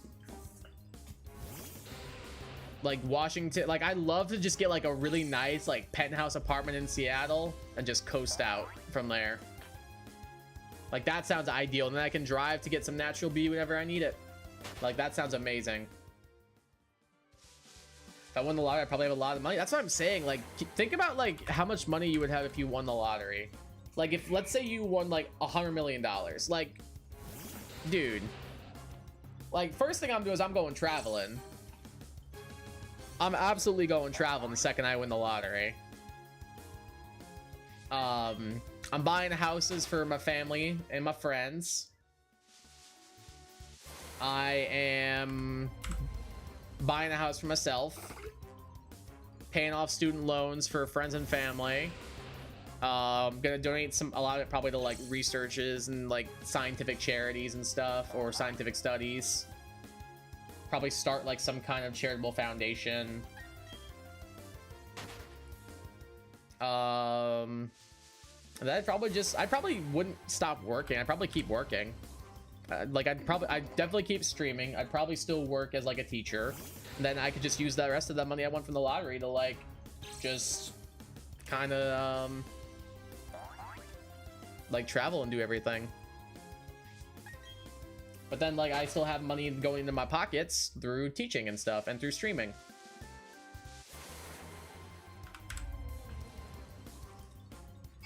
Haunted Mansion host and mosquitoes will follow you home, not a ghost.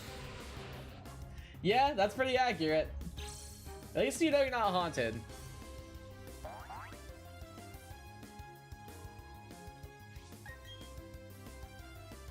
I definitely have at least $7.26. Yeah, you most likely would. Speaking of large amounts of money, has anyone seen Squid Game Season 3? I have not. I've not even seen Squid Game Season 1. Likely donate towards kids foundations. Yeah, I would definitely donate like a lot to charity.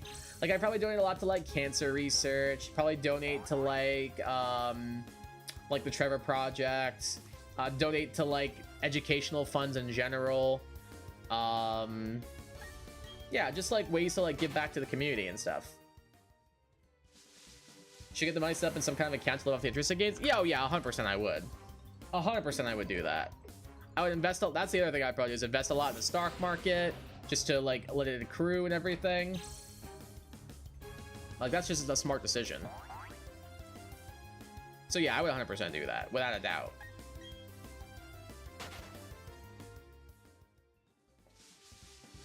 I want a new piano, not replacing my current, but that's a dream. That'd be cool to get like a big grand piano or something. That'd be sick. If I had a penthouse, I would love to like just get like a really nice like big living room with like a nice like grand piano in it. I don't even know how to play the piano. I think it'd just be cool. I think it'd be classy. Further, I'd probably use to pay off school and living expenses, and if I'm finished with that, I'd probably get a lifetime supply of Chick-fil-A or something.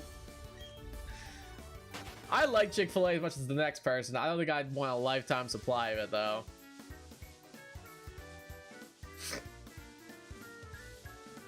I know a breast cancer survivor that's still barely an adult right now. That's crazy.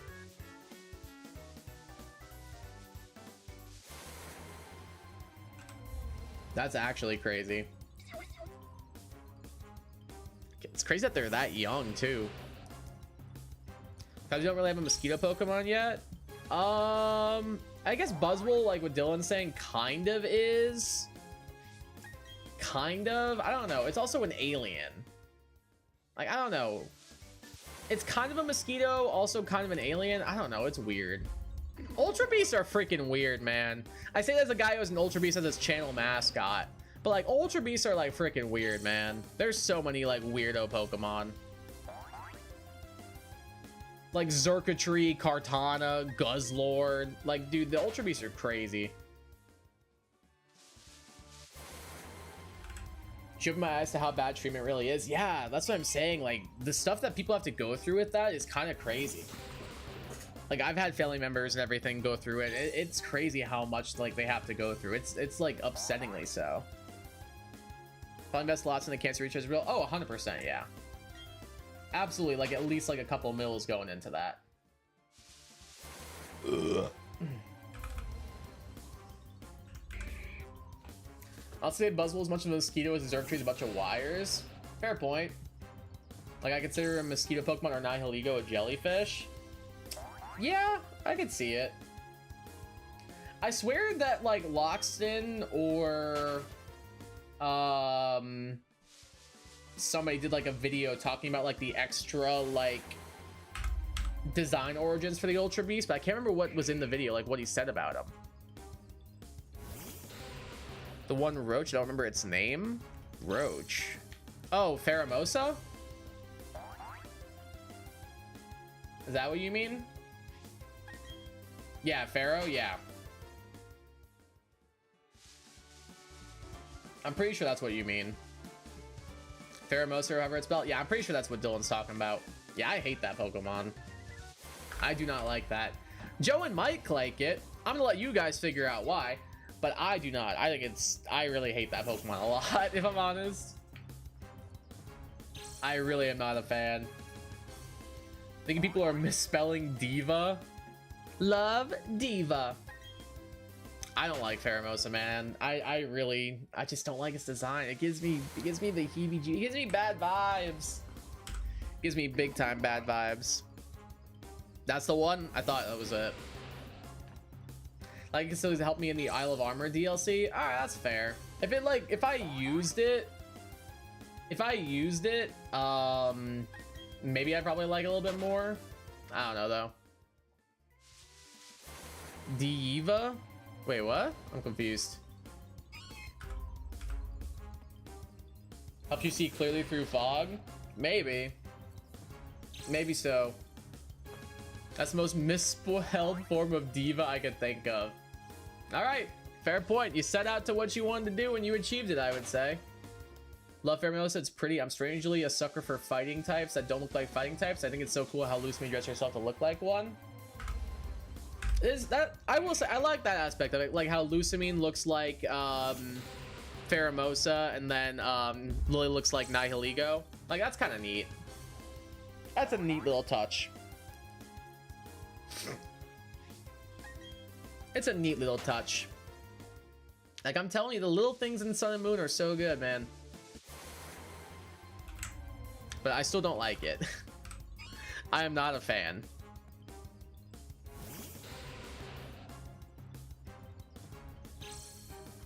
It's not really Uncanny Valley or anything, but like that's the closest way I can describe it, because Uncanny Valley is like inanimate objects that look like human-esque, but like I don't know, it's the closest way I can think of to describe it, and I don't mess with it. Masters ES Sigma suits be like, are there a lot that like dress them up as like different characters and stuff? I feel like I've seen like a couple before.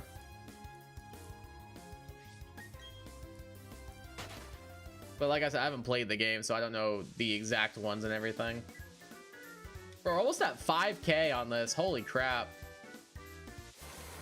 We're so close to 5K encounters on this guy.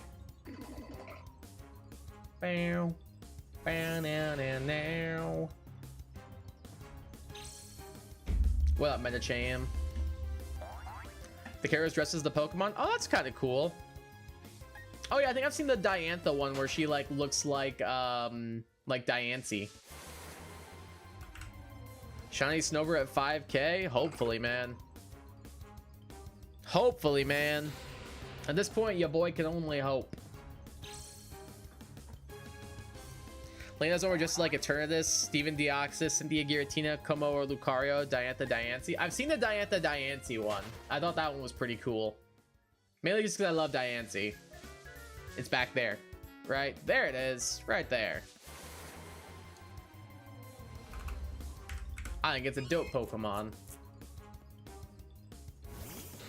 Heard from MNJ TV that in the handbook, Metachan was spelled Metacharm. I could see that being the case, yeah. I was a bit of a nerd and did something like that. I remember there was a Pokemon poster that I had, and they had Machoke and Machamp's names switched on it, and I told my parents, and my parents reached out to the company about it, and they like wrote me a letter being like, thank you for pointing this out, you were like truly a Pokemon master or something, and they sent me like some like gift or something, and I was like, oh wow, that's really cool. But I guess they lost it. I don't know, I was like 4 years old, dude. But I was even a Pokemon nerd back then. I corrected the company who printed the stuff for them. They sent me some extra stuff. I thought that was pretty cool. Shiny Diancie too. Shiny Diancie's peak. It's so good. Love that thing shiny. So that all the Ether Foundation members and Lucamine's family have Japanese names taken from German names of plants? Wait, really? So Lucamine should actually be pronounced Luzamine? All right then. Didn't know that. Also like the Chris and Suicune pairing. Her dress is so nice. Oh, that's pretty cool. I like that they get kind of creative with different pairs and stuff like that, and like change the outfits based on. That's kind of a neat little touch. That's a neat little touch. I like that. I like it a lot. I like it a lot. Pokemon's turn efforts are so cute, so honestly I wish I cared about the game. Yeah, I just can't get into it. I just can't get into it. Like, I can see why people like it, it's just not my thing. And in Black Kyurem, though, is one of the coolest designs. Alright, very cool.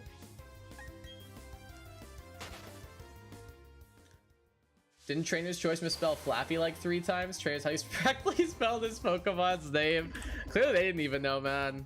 I don't remember that one. I just remember the which of these Pokemon evolves into Seviper.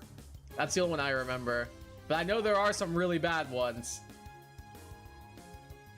Saw myself playing regularly, gotcha's getting too greedy. Ah, that's a shame. That's just like the gaming industry in general. Like, so many people are gravitating towards like live service and gacha games. It's just like, but what happened to just classic good old fun? What happened to just here's a good game with good mechanics? Gameplay is an actual snooze fest. Is it kind of like I haven't played this game, but isn't it kind of like Yokai Watch a little bit? Like, is the gameplay similar to Yokai Watch at all? I swear I remember seeing like clips and it kind of looked like it. Got a bunch of my traits to like level 140 and spent 3 days just breezing through the story. Damn. That's crazy. You got OP very quickly, apparently.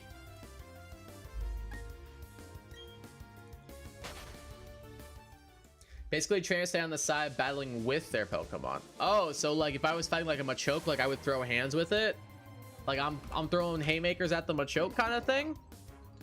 But the events can match your level. Oh, okay, that seems like a pretty decent way to balance it, I suppose. So you can't just like over level the hell out of it. Then I did that and they were like, haha, actually there's more story for you to do. And I was like, all right, wrap it up. That's tough, dude. That's tough. I don't know. Like I said, I see the appeal. It's just not for me. It's just not for me, unfortunately. But I can understand why people enjoy it. Alright. We are 1 away from 5,000 resets.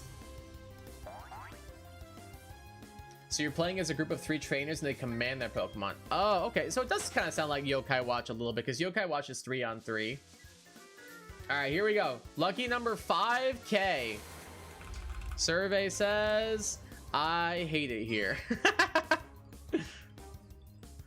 Well, another 1,000 in the books, ladies and gentlemen. Literally only here so I can enjoy my glorious platonic girlfriend, Lacey, and majestic mobile graphics. Chill out. Aww. That's tough. That's tough, dude. Not even a Snover? Nope. Couldn't even get a Snover. Just a Sneasel. Just a Sneasel. Arguably the worst level up moveset out of the 4. My head itches. I gotta scratch my head real quick. Like, I want Sneasel the least of these 4, but I would still take one. I would still gladly take one game. Trust me. Trust me. Trust me. Like, I'm not picky with which one of these 4 I get.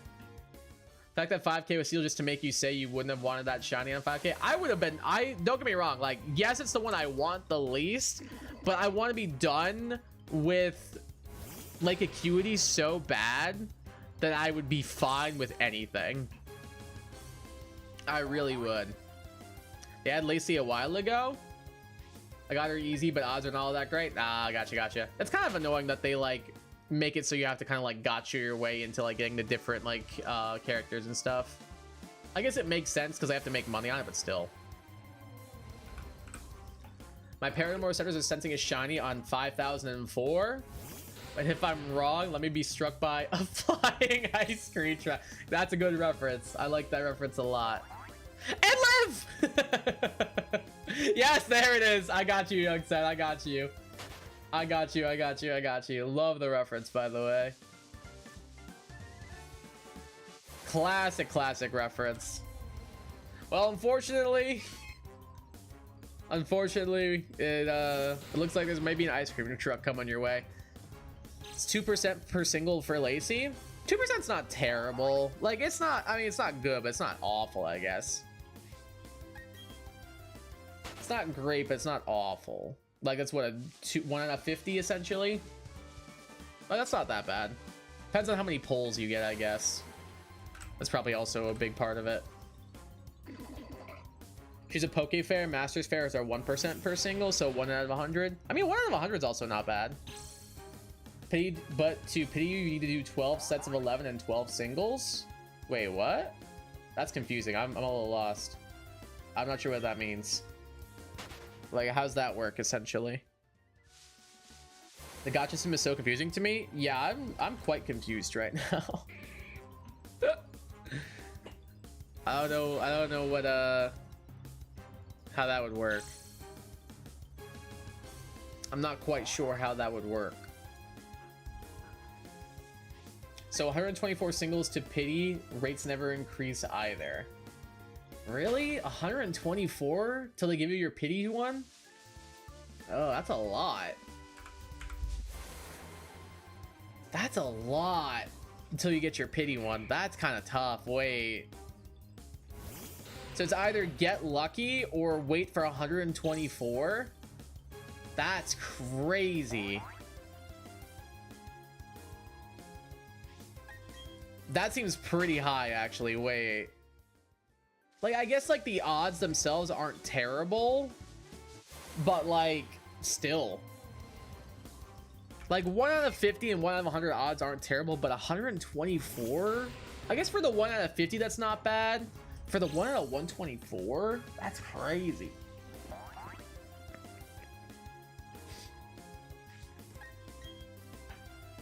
Like, I hate when gacha games have stuff that's only available during the banner. Yeah, I guess they have to, like, incentivize people to want to play at certain times.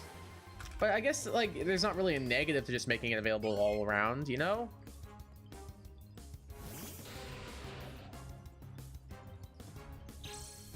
My first experience with gacha games was Cookie Run, so I'm used to having simple, stupid baby gacha. Fair point.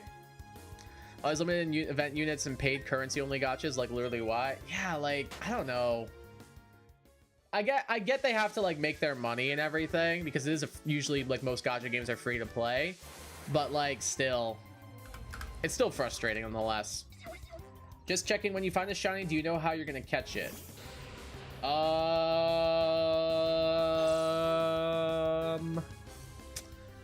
That's a good question, actually. Do I have Pokeballs?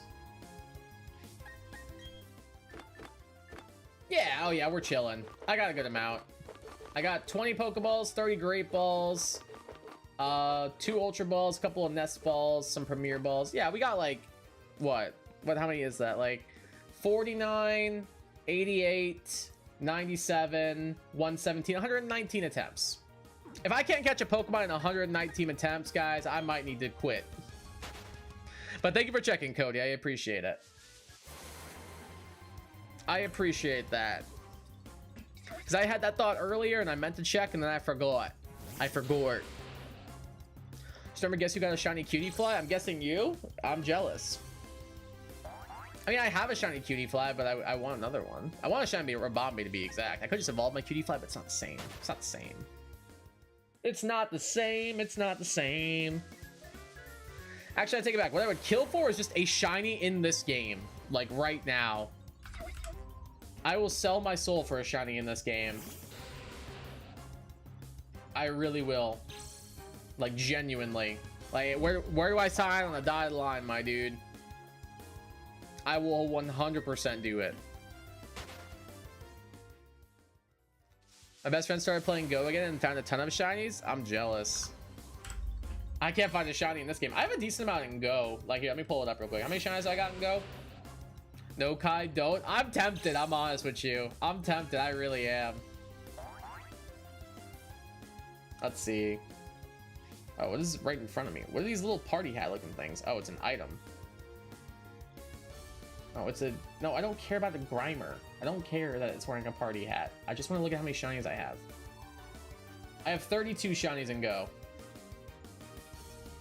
So that's pretty good. I think that's a decent amount. Not too many, but not too few.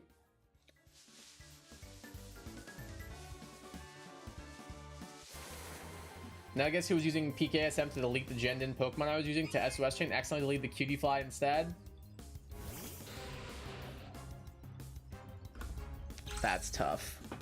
I mean, I would just, if I were you, honestly, I'd just gen it back in personally. Yeah, I think you earned it at that point. Like, you already got it. I feel like you just gen it back in. That's what I would do, at least. Kai Guy Paganini, Solo Double from Violin Skills and his shiny. True. Absolutely, I would. I'd love to be able to play the violin. Wait, I would just do it for the shiny. I do this and I can also play the violin. Yeah, I'll do that 100%. I'll sell my soul to be good at the violin and be able to get the shiny Pokemon. Now, guess who got fed up and gen another one back into the perfect ability nature? Yes, as you should. As you should, honestly. If you already got it, you 1000% should just get it back in if it was an accident and deleted it. You 100% get that back. I think that's completely fair. I would do the same thing if I was in your shoes. Without a doubt.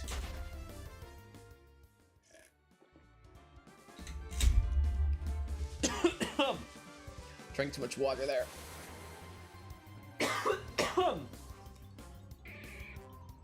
Excuse me.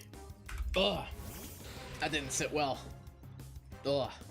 Because if I drink too much water and it like really like almost goes down the wrong pipe a little bit. Don't feel good. It don't feel good. Felt like I was drowning a little bit right there. Who will fix me now? Ugh, my bad, guys. Brr, gotta shake that off. Alright, so we started at what? 46:30, I believe, this stream? So we've done almost 400 encounters. It's pretty good. I feel like that's a lot, right? It's a lot of encounters. Shame there's no shiny to show for them, but I feel like that's a pretty solid amount so far. And we still got a good amount left in the stream. At least another 45 minutes, if not longer, depending on how much longer I feel like doing this today. But minimum, we gotta hit that 4-hour mark. At least at minimum, I gotta hit that 4-hour mark. Might try and like hop on like some Mario Kart after this and maybe do some knockout tours and record those. That could be fun. Oh, do you guys want to hear a funny story? So I was recording knockout tours the other day. I have one video going up this Saturday, and then another going up the following Saturday. Does anybody know who the YouTuber slash streamer Connor Eats Pants is. Anybody heard of that person? Do you guys know who they are? Fun? Yeah, I think so. I think it'll be a good time. I've really been enjoying doing knockout tours. I think they're super fun. But so Connor Eats Pants, you've heard of him? So I loaded into a lobby with them apparently, and I was like, oh, surely that's not the real one. Like, there's no way there's a there's not the real Connor Eats Pants. Like, surely not. Like, I don't watch their stuff personally. I just know they exist because I know they're friends with Ludwig, and I like Ludwig a lot. But anyway, I looked in after the lobby ended and everything. I looked and it was like the real one. I just thought that was funny. Like, I was playing, like, the dude's got like hundreds of thousands of subscribers, and I was playing it. I just thought it was kind of funny. And I saw you like see me in a couple clips on the stream, and I was like, oh my god, there I am, Gary, there I am. I thought that was kind of funny. I just thought that was kind of a funny little anecdote that I'd share with you guys. You'll have to wait and see how that tour ended, though. That video will be going up not this Saturday, but the following Saturday. So, July 12th. There's a Connor in the Mario Kart Tour community, but that's not what he went by. Ah, gotcha. No, I think this guy is like here, let me pull up his YouTube. Let me see.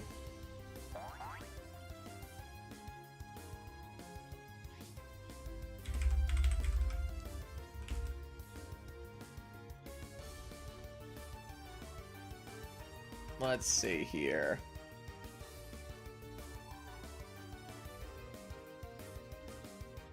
Like, he's got like a bunch of live streams and stuff, but I don't know. I think he also does like a Twitch stream and stuff, but like, yeah, I guess he's like, he's got like 255k subscribers on YouTube, so it's pretty popular. He's pretty popular. I guess he has like a bunch of interviews and stuff too. I don't know if anyone knows what BFDI is, but once I played Splatoon 2 match with them and friended one of the team members. I don't know what that is now. What is that? What's BFDI? That Connor liked Mario princesses? Did they like them a bit too much, or what? Love Swimmer Mario, remember? And I got super lucky with him in tour. Though Swimmer Mario did not leave me alone. Like, what do you mean? Like, other people use him too? Oh, like you got him so many times? I got him like 12 freebies? Damn, that's crazy. You got him that many times. Holy crap. It was meant to be. Swimwear Mario would not leave you alone. You were not kidding. Swimwear Mario was like, this is now like, this is now our destiny. We are intertwined. We are now intertwined together. We are one. Oh, not 12 too? Oh, okay, that's a big difference. I read 12 for a second. I'll be like, that's crazy. Hey, FIFA Nutter, what you doing? 12 freebies through that would be kind of ridiculous. Wait a minute. Can you imagine like doing like a gacha game and getting 12 of the same thing in a row over and over and over again? I would be livid. I would actually like probably go stir crazy at that point. I would probably lose my mind. Those free pulls are 1 in 100 or 1 in 99, depending. That's not too bad of odds again. Like 1 out of 100 is not awful.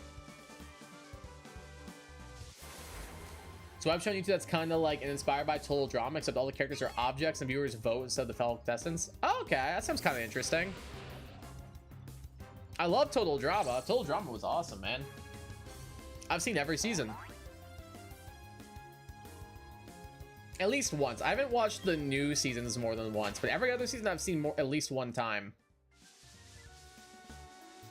Is it possible you only can get 2 of them? I just got them twice in 2 different tours. Oh, gotcha. Okay, so that's good at least, that you can't end up with 12 of the same character. I just thought it'd be funny if you did. It's pretty niche, but I guess somewhat popular at the same time. I have no idea how to describe its popularity, but it made my childhood. It sounds pretty funny. I've never checked it out, but I love Total Drama, so I probably would like it. I love BFDI and Total Drama. Holy crap. Yo, Total Drama's peak, dude. It's so good. Like, I grew up on Total Drama Island. My siblings and I would watch it every single week. Every time the new episode came on, dude, it was, we would all gather around together and watch it together. And we did not usually agree on TV shows. One of the few things we could agree on was the Food Network to watch at night. But if it was like a Thursday night, you best believe we were watching Total Drama. You best believe it. Who are you guys' favorite Total Drama characters? I'm going to only judge a little bit depending on what answers you guys give. I just want you to know that. Just only a little bit. What are you doing, Fifi? What are you doing, sweetheart? What are you doing, baby girl? Oh, hello.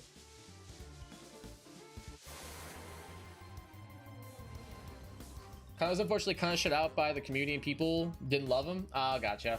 Whenever I got Swimmer, I would change my nickname, try and mess with people. That's actually kind of funny.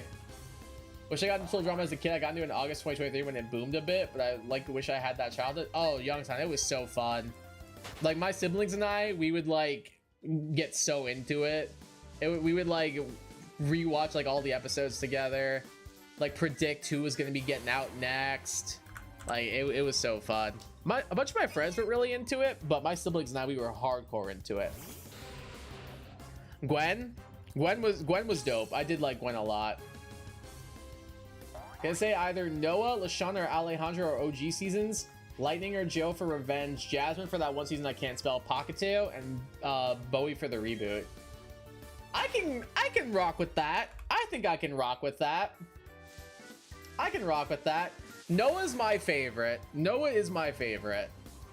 I did really like LaShawn. I did really like Alejandro. I would say my top from the OG probably be like Noah. Probably Noah, Lindsay, and maybe Courtney. I did also like DJ a lot. DJ was funny. LaShawn was cool. Gwen was cool. Alejandro was a good villain. For Revenge, I would say Lightning and Joe. Lightning was funny. Lightning was, I think I'd probably say probably Mike. I'd say probably Mike and Scott for Revenge. No, I take that back. Scott and Dawn. Scott and Dawn for Revenge. Scott and Dawn were awesome. For Pocketoo, can I choose no one? I hated that season.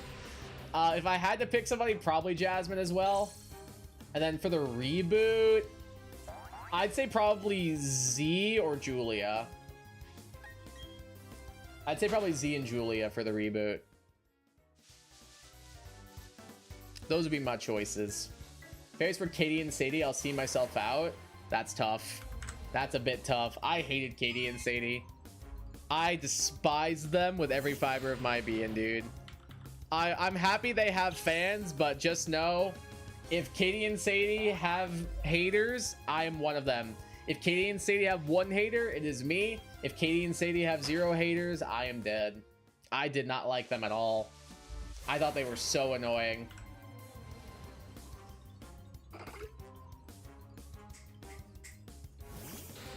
For reasons? Yeah, that's fair. That's fair. I feel like Gwen was a lot of people's like goth awakening, if I'm honest, in more than one way. For some people, it may have been like, oh, she's really cool, I want to try and dress and look like her too. And for other people, it may have been something entirely different. For some people, it may have been something entirely different, if you know what I mean.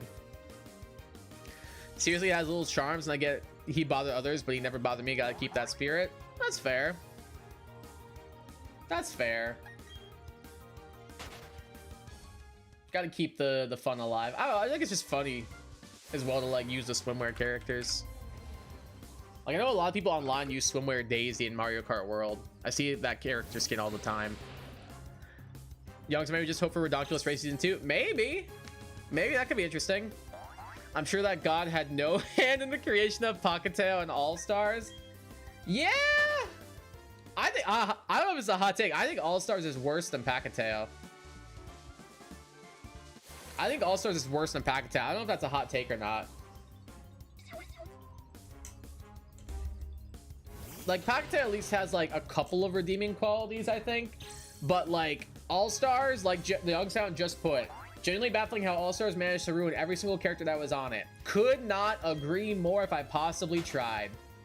They ruined my girl Lindsay, first of all. They made her into, like, she already was stupid, but they made it so she didn't know what push meant. Like, bro, why you gotta do my girl like that? Why you gotta do my girl Lindsay like that? She was already the dumb blonde, whatever. You don't need to make her like a toddler. Like, she had charm to her, and she like they did my girl so dirty, and I'm so pissed about it. I'm about to get off of my soapbox so fast, bro. And why the hell was Sam even there? I don't know. Why was Sam there? Actually, I have a theory. I think that Sam was supposed to be in Owen's spot, but Owen, they want a number of new cast and revenge, or old cast and new cast to be the same. So they swapped Sam out for Owen because of that. And I think that Owen was supposed to fulfill Sam's role. That's what I think.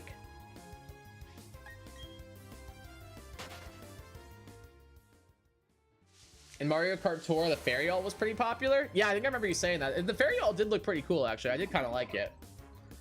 First things I like, Dakota and Dawn Revenge, Ellen Pactao and Julia from Reboot. Dakota I thought was all right. Dawn was awesome. She was definitely probably my favorite one. She definitely was my favorite one in Revenge. Her and Scott and Mike, I'd say, were my top three. Pocketail, Ella was all right. I kind of liked her. It was kind of hard to find a character I liked in Pocketail. Sean was cool. I like Jasmine. But everybody else, I can't remember like most of their names. Like, I could tell you the elimination order for every single season pretty much. I can't remember some of the Pocketail characters' names, dude. That's how less like bad of a impression they left. But no, I agree. Julia was awesome. Julia was the best part of the Reboot IMO. She was great. I thought she was such a good character. Sailor was beloved too, and the tie dress all was almost everyone's favorite because of her special skill. What was the special skill that she had? Had Ken Lindsay played up her dimness to get out early because she forgot how stressful the game was and wanted out? I hope that's what happened. That makes me feel a tiny bit better. That makes me feel a little bit better. Because they did my girl so dirty in All Stars. Okay, how do you push again? Bro! Why you gotta do my girl Lindsay like that, man? Why you gotta do my girl Lindsay like that? She had such a good season 1. She should have won season 2 because who the hell cares about Beth? Season 3, she got shafted in that. Like, they did that entire team dirty. Like, I get that Team Chris and Team Amazon were like the more characters they wanted to build up that season, but like, could we have kept Lindsay around instead of like Gwen or Tyler? I don't know, man. Felt terrible for Ella because all she wanted to do was sing and everyone bullied her like crazy for it. Yeah, I felt so bad. Like, the girl just wants to sing and like everybody just dunked on her the whole time. Like, it didn't really make me like her a lot, but it made me feel bad. You know who was peak from Packatu? Amy and Sammy? I liked Sammy. I did not like Amy. I found her annoying. Like, the whole good twin, bad twin thing shtick was kind of funny, but like, I don't know, they got old pretty quick. She had Coinbox and coins really help with scores. Oh, okay, that's fair. I can see that being used for them. And Coinbox is an item in World now as well. Was they should have won season 2 for real? I know, like, why? Like, why? Who wanted Beth to win? Who wanted Beth to win Total Drama Action? Like, bro. Like, Duncan, I get it. He's pretty popular. I like Duncan. He's cool. Who in God's green earth wanted Beth? Bro. They did my poor girl Lindsay dirty in that series. And the way she goes out, the way they got her out, oh, dude, I'm reliving my childhood trauma right now. She votes for herself accidentally because she wasn't paying attention. Ugh! I'm fine.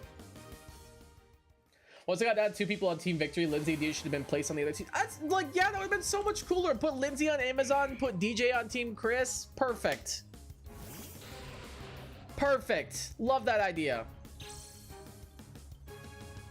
Reminds me of when I used to be widely ignored because I was a really rude kid. Were you actually? Hot take, bet Lindsay ran her course during action. No, that hot doesn't even begin to describe that take. Maybe the most spicy. That's like the bomb hot sauce level hot take. That's like molten hot lava level hot take. That's a freaking sunspot level hot take. Oh, wow. What did Beth do to deserve anything? What did Beth do to deserve anything during that season? She had 0 development the entire season. 0. Lindsay at least like went through an arc. She went through an arc of being bossy, realizing she probably shouldn't, and then like trying to be like an actually good leader and be smart. And she even like solves the murder challenge, and she plays smart strategy at the end by taking I'm so pissed. I'm actually gonna start foaming at the mouth in about 5 seconds. God, it drives me crazy. They did her so dirty in action, bro. Kinda, yeah. Like, how so? Like, what made you think you were like a rude kid? They knew they had to BS her Elam though, because there's no way she realistically got out. I know, so just let her win. Just let her win then. If you know there's no realistic way to get her out and people really like this character and she's really developing, let her win. Oh, I'm so pissed now. I'm reliving so much like total drama trauma right now, bro. Oh.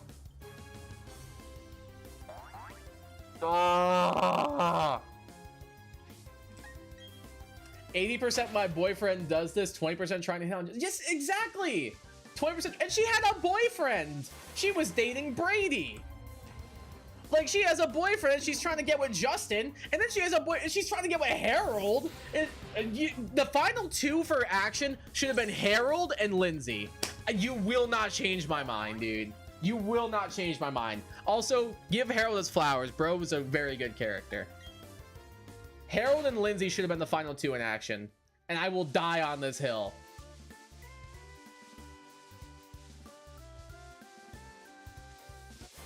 I used to say mean things to my friends. I had some bad arrogance. Well, at least you like can recognize. Like, I feel like that's a like a mature thing to be able to recognize that now, though. So that's like it probably was frustrating to like at the time, but like at least you're able to recognize now and like look past it and like try to be a better person because of it. So look at it that way. Don't be wrong, I adore Lindsay in act, especially since I hated her dumbness in Island, but like her arc was Dunzo Bunzo when she got out. But it wasn't! It literally wasn't! She was playing smart strategy, solved the movie challenge, took Duncan to the movies, and got a like was sowing the seeds to like get under Courtney's skin and like sowing that conflict and everything. And then she's out the next episode, and by the way, here's Owen. Oh my god,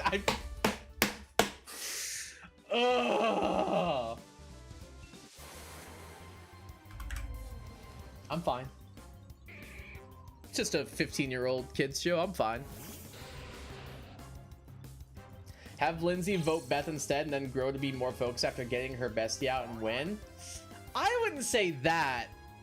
I don't know if she should have voted out Beth. I think that Beth should have gotten eliminated, and that should have made Lindsay like step it up further to further her arc.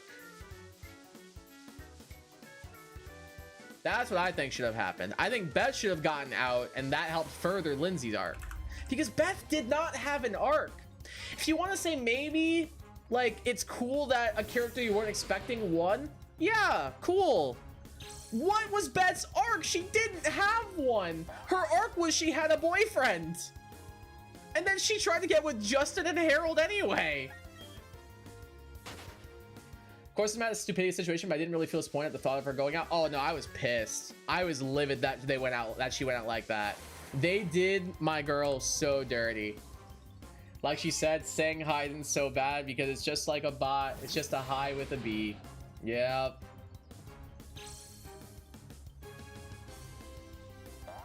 I'm not in touch with them, so I can never really apologize for them. To know I'm sincerely sorry. Oh, that's kind of, I'm sure, like, I don't know. If you're able to ever get in touch with them, you should try to. I'm sure they would appreciate, like, just hearing from you and being like, hey, I just want to apologize for, like, if I ever treated you poorly in our childhood. If you're ever able to, but, like, I think if you can't get in touch with them, I think the best thing you can do is just to be a more mature person and continue to grow. That's the way I see it. Like, it might not be able to apologize for that, but by trying to better yourself, that is in a way like atoning, if that makes sense, I think. Speaking of Courtney, definitely the most questionable part of All-Stars was the entire Scottney thing. Like, okay, yeah, that whole thing, like, we don't talk about Scottney, dude. We don't talk about Scottney. That was stupid. The whole Scott Courtney, like, obviously they had to have like some kind of like couple happen between like the new and old cast, like just to like really show like the blending of the different generations of cast and everything. But why Scott and Courtney? I don't understand it. I actually think Bridget should have broken up with Jeff, and absolutely not. No. What is Bridget's character? Nice and surfer. Like, absolutely not. Like, I like Bridget, don't get me wrong. I do not see her as like a true contender. Like, I think Beth deserved it more than Bridget. I think Beth 100% would deserve it more than Bridget. Didn't really get Justin if Alejandro would be introduced a season later, but looking back, just was a funny sort of failed villain wannabe, and that makes me appreciate it more in action. Yeah, I'd say so. Like, I think Justin was like a good like starting point for Alejandro. Like, Alejandro is what if Justin was smart. Like, that's what Alejandro is, which I kind of like. It was a nice idea. I do reminisce on the past much. I don't think that's a bad thing, though. I don't think reminiscing on the past is necessarily a bad thing, but it's about how you use your past to grow as a person in your future that matters the most. At least in my opinion. That's what my therapist tells me, at least. Bridget was so cool, though. Was she? She was fine. She was all right. Was she like a top 5 character in the show? No. Is she like a top 10 character in the show? Probably not. Kind of loved her as an Aftermath host, though. Oh, yeah, she was a good Aftermath host. I'll give you that. She was a good host. But, like, she didn't really do anything. Like, after Island, she got eliminated early on in action with Jeff. And then in World Tour, she kissed a pole. Like, Something that annoyed me recently about the whole series was Caleb's whole "I can't lie to Julia" thing. The second, oh yeah, no, that was stupid. That whole thing was stupid. That actually, like, I did not like that. I still think that it was I still think season 2 of the reboot was good, but like that whole thing was pretty dumb. What's the favorite color? Purple. I mean, she was stupid in action because she had her tongue down Jeff's throat her entire time on the show. Fair point. And she was stupid in World Tour for reasons. Yeah, for sure. But she was cool in Island. She was all right in Island. I wouldn't say she was like really good. She was all right. I didn't dislike her. I'd still say I liked her as a character. But I would say I liked Lindsay, Heather, Duncan, Cody, Noah, Owen, DJ,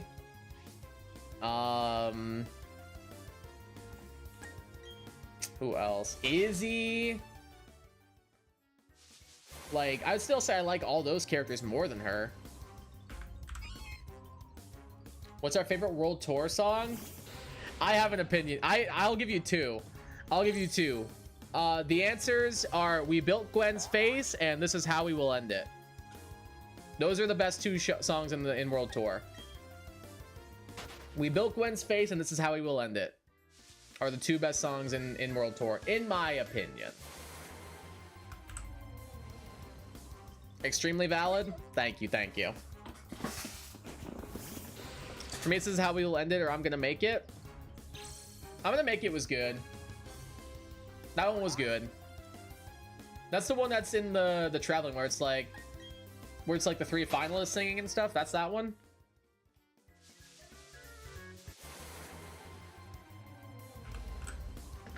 Top 3 in no particular order. Come Fly With Us, Paris in the Springtime, and Condor. I actually, yeah. You know what? I mess with that. I mess with those. Come Fly With Us is like a good first opener, and it kind of stresses the it feels more improv-y, which I kind of like. Paris in the Springtime was funny. And then Condor was just nice. Like the instrumental in Condor was really good. And like that each of the finalists gets like a little solo. I thought that was cool. Yeah, you know what? You know what, Young Sound? I'm gonna hit you with your own extremely valid. I can get on board with those choices. That's the one? Yeah, that one's solid. I do like that one a lot. This was over before it ever began. Thanks, my sweet Condor. Now I'm in the final 3. Can we talk about how like Heather was the best character in the show in that season? Like her redemption arc is so freaking good.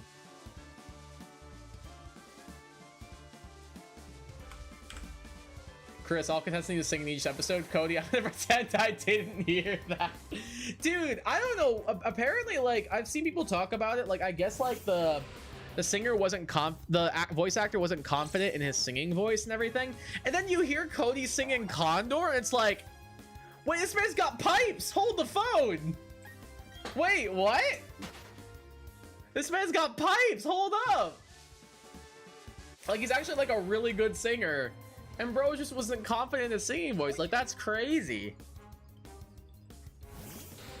Yes. Oh, yeah, dude. Heather in World Tour, that redemption arc should be studied.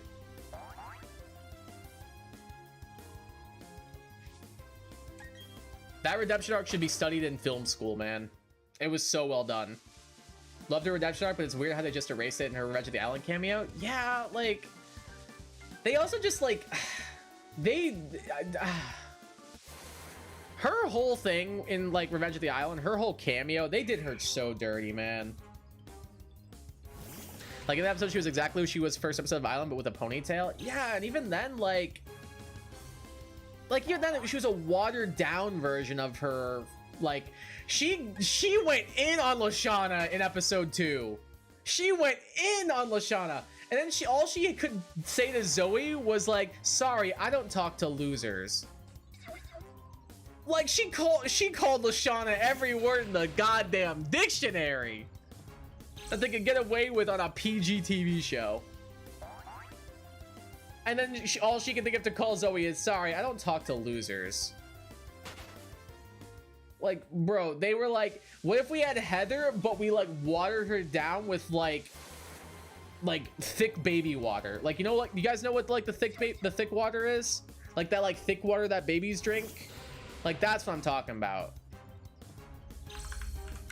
Like they watered her down with that. Like as in they watered her down heavy. Is what I'm getting at. Distilled water? Sure, I don't know what it's called. Hold on. Hold on.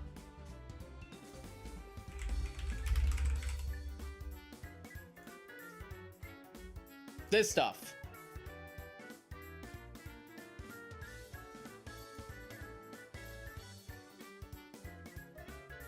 This stuff right here. The thick water. This stuff. This is the stuff I'm talking about. Like, thicken aqua care, thicken water nectar. Like, that's the kind of stuff I'm talking about.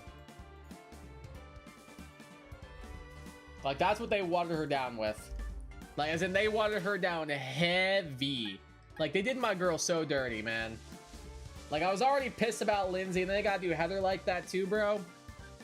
Come on now.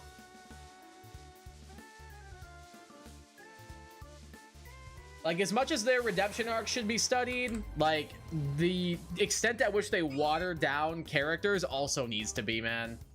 Because they watered down damn near every single character in that franchise, man. It's upsetting.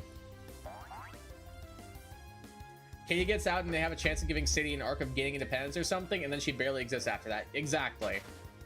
Which again doesn't make me like them. Like, Katie gets out and then Sadie barely says a word. She has a decent role in the following episode, but she doesn't speak in like the next 2 episodes and then gets eliminated after. Just like, why was she even here? Did we really need her here? Like, are we just gonna... Is she just not a throwaway character? Like... I don't know, man. And then, like, they had Noah get eliminated in the 3rd episode.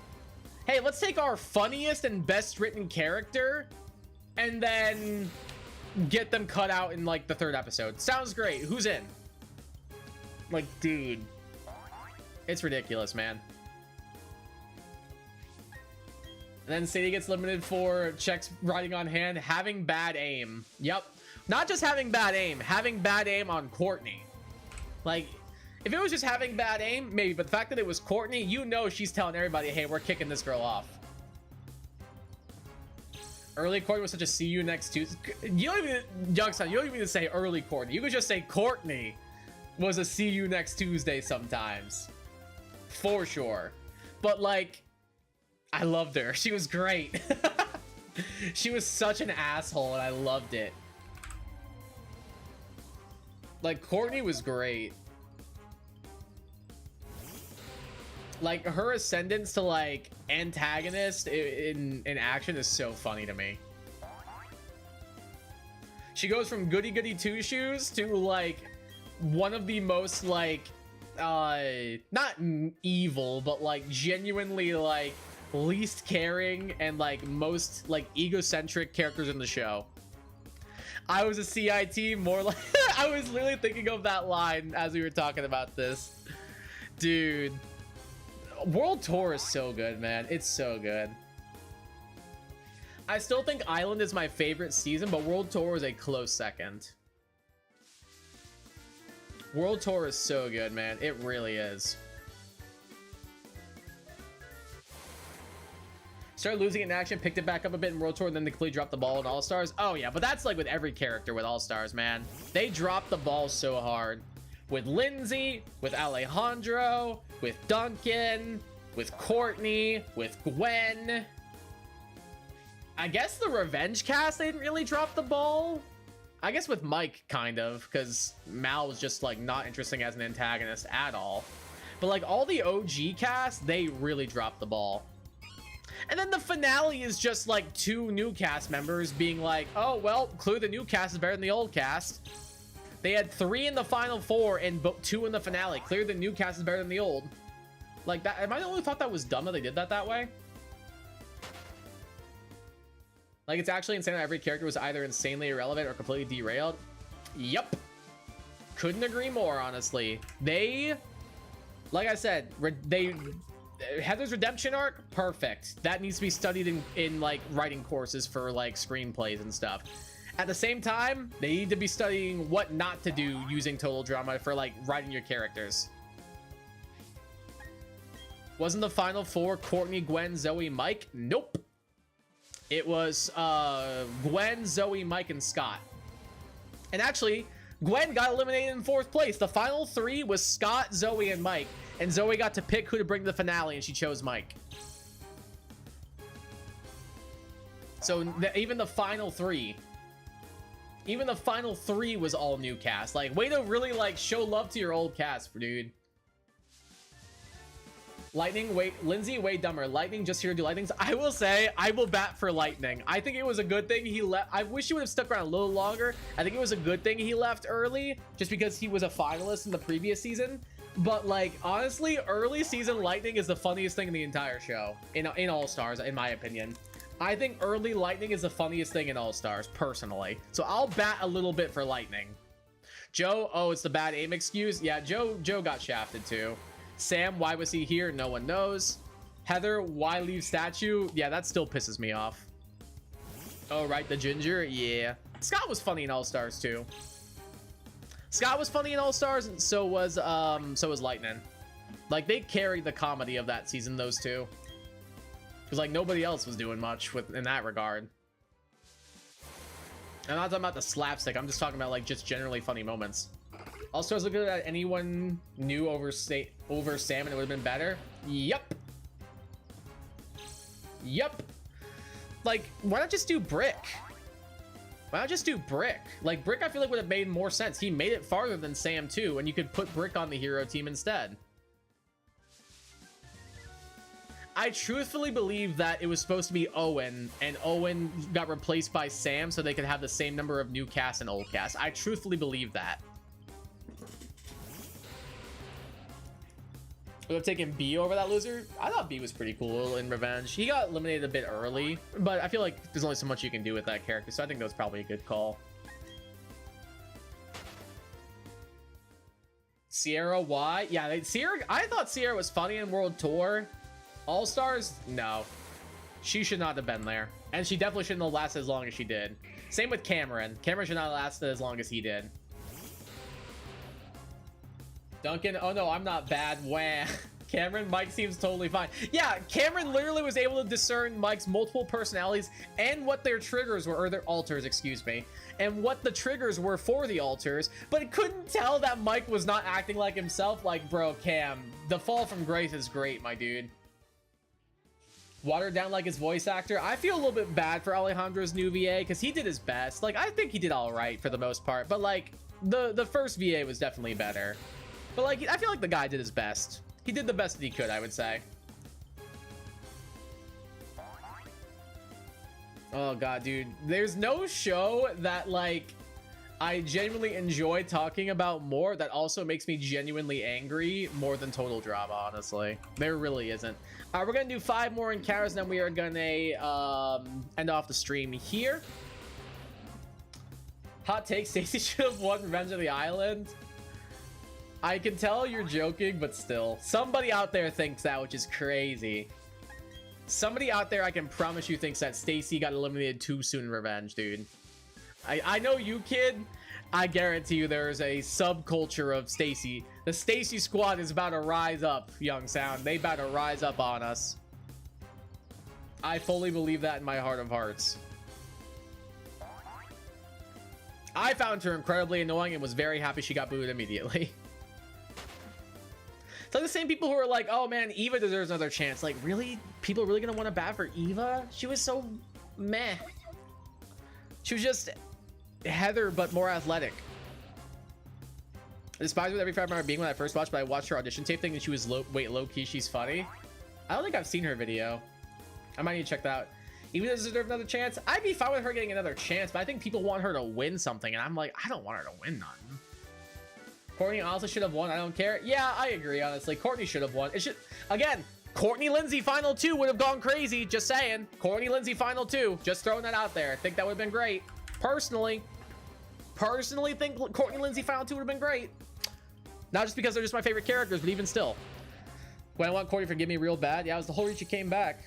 Scott carried. Scott was funny. Scott was funny. I'll bat for Scott in Revenge. Revenge All-Star. Scott was one of the few like positive things about that show. He was actually funny. Zoe Gullible. Yep.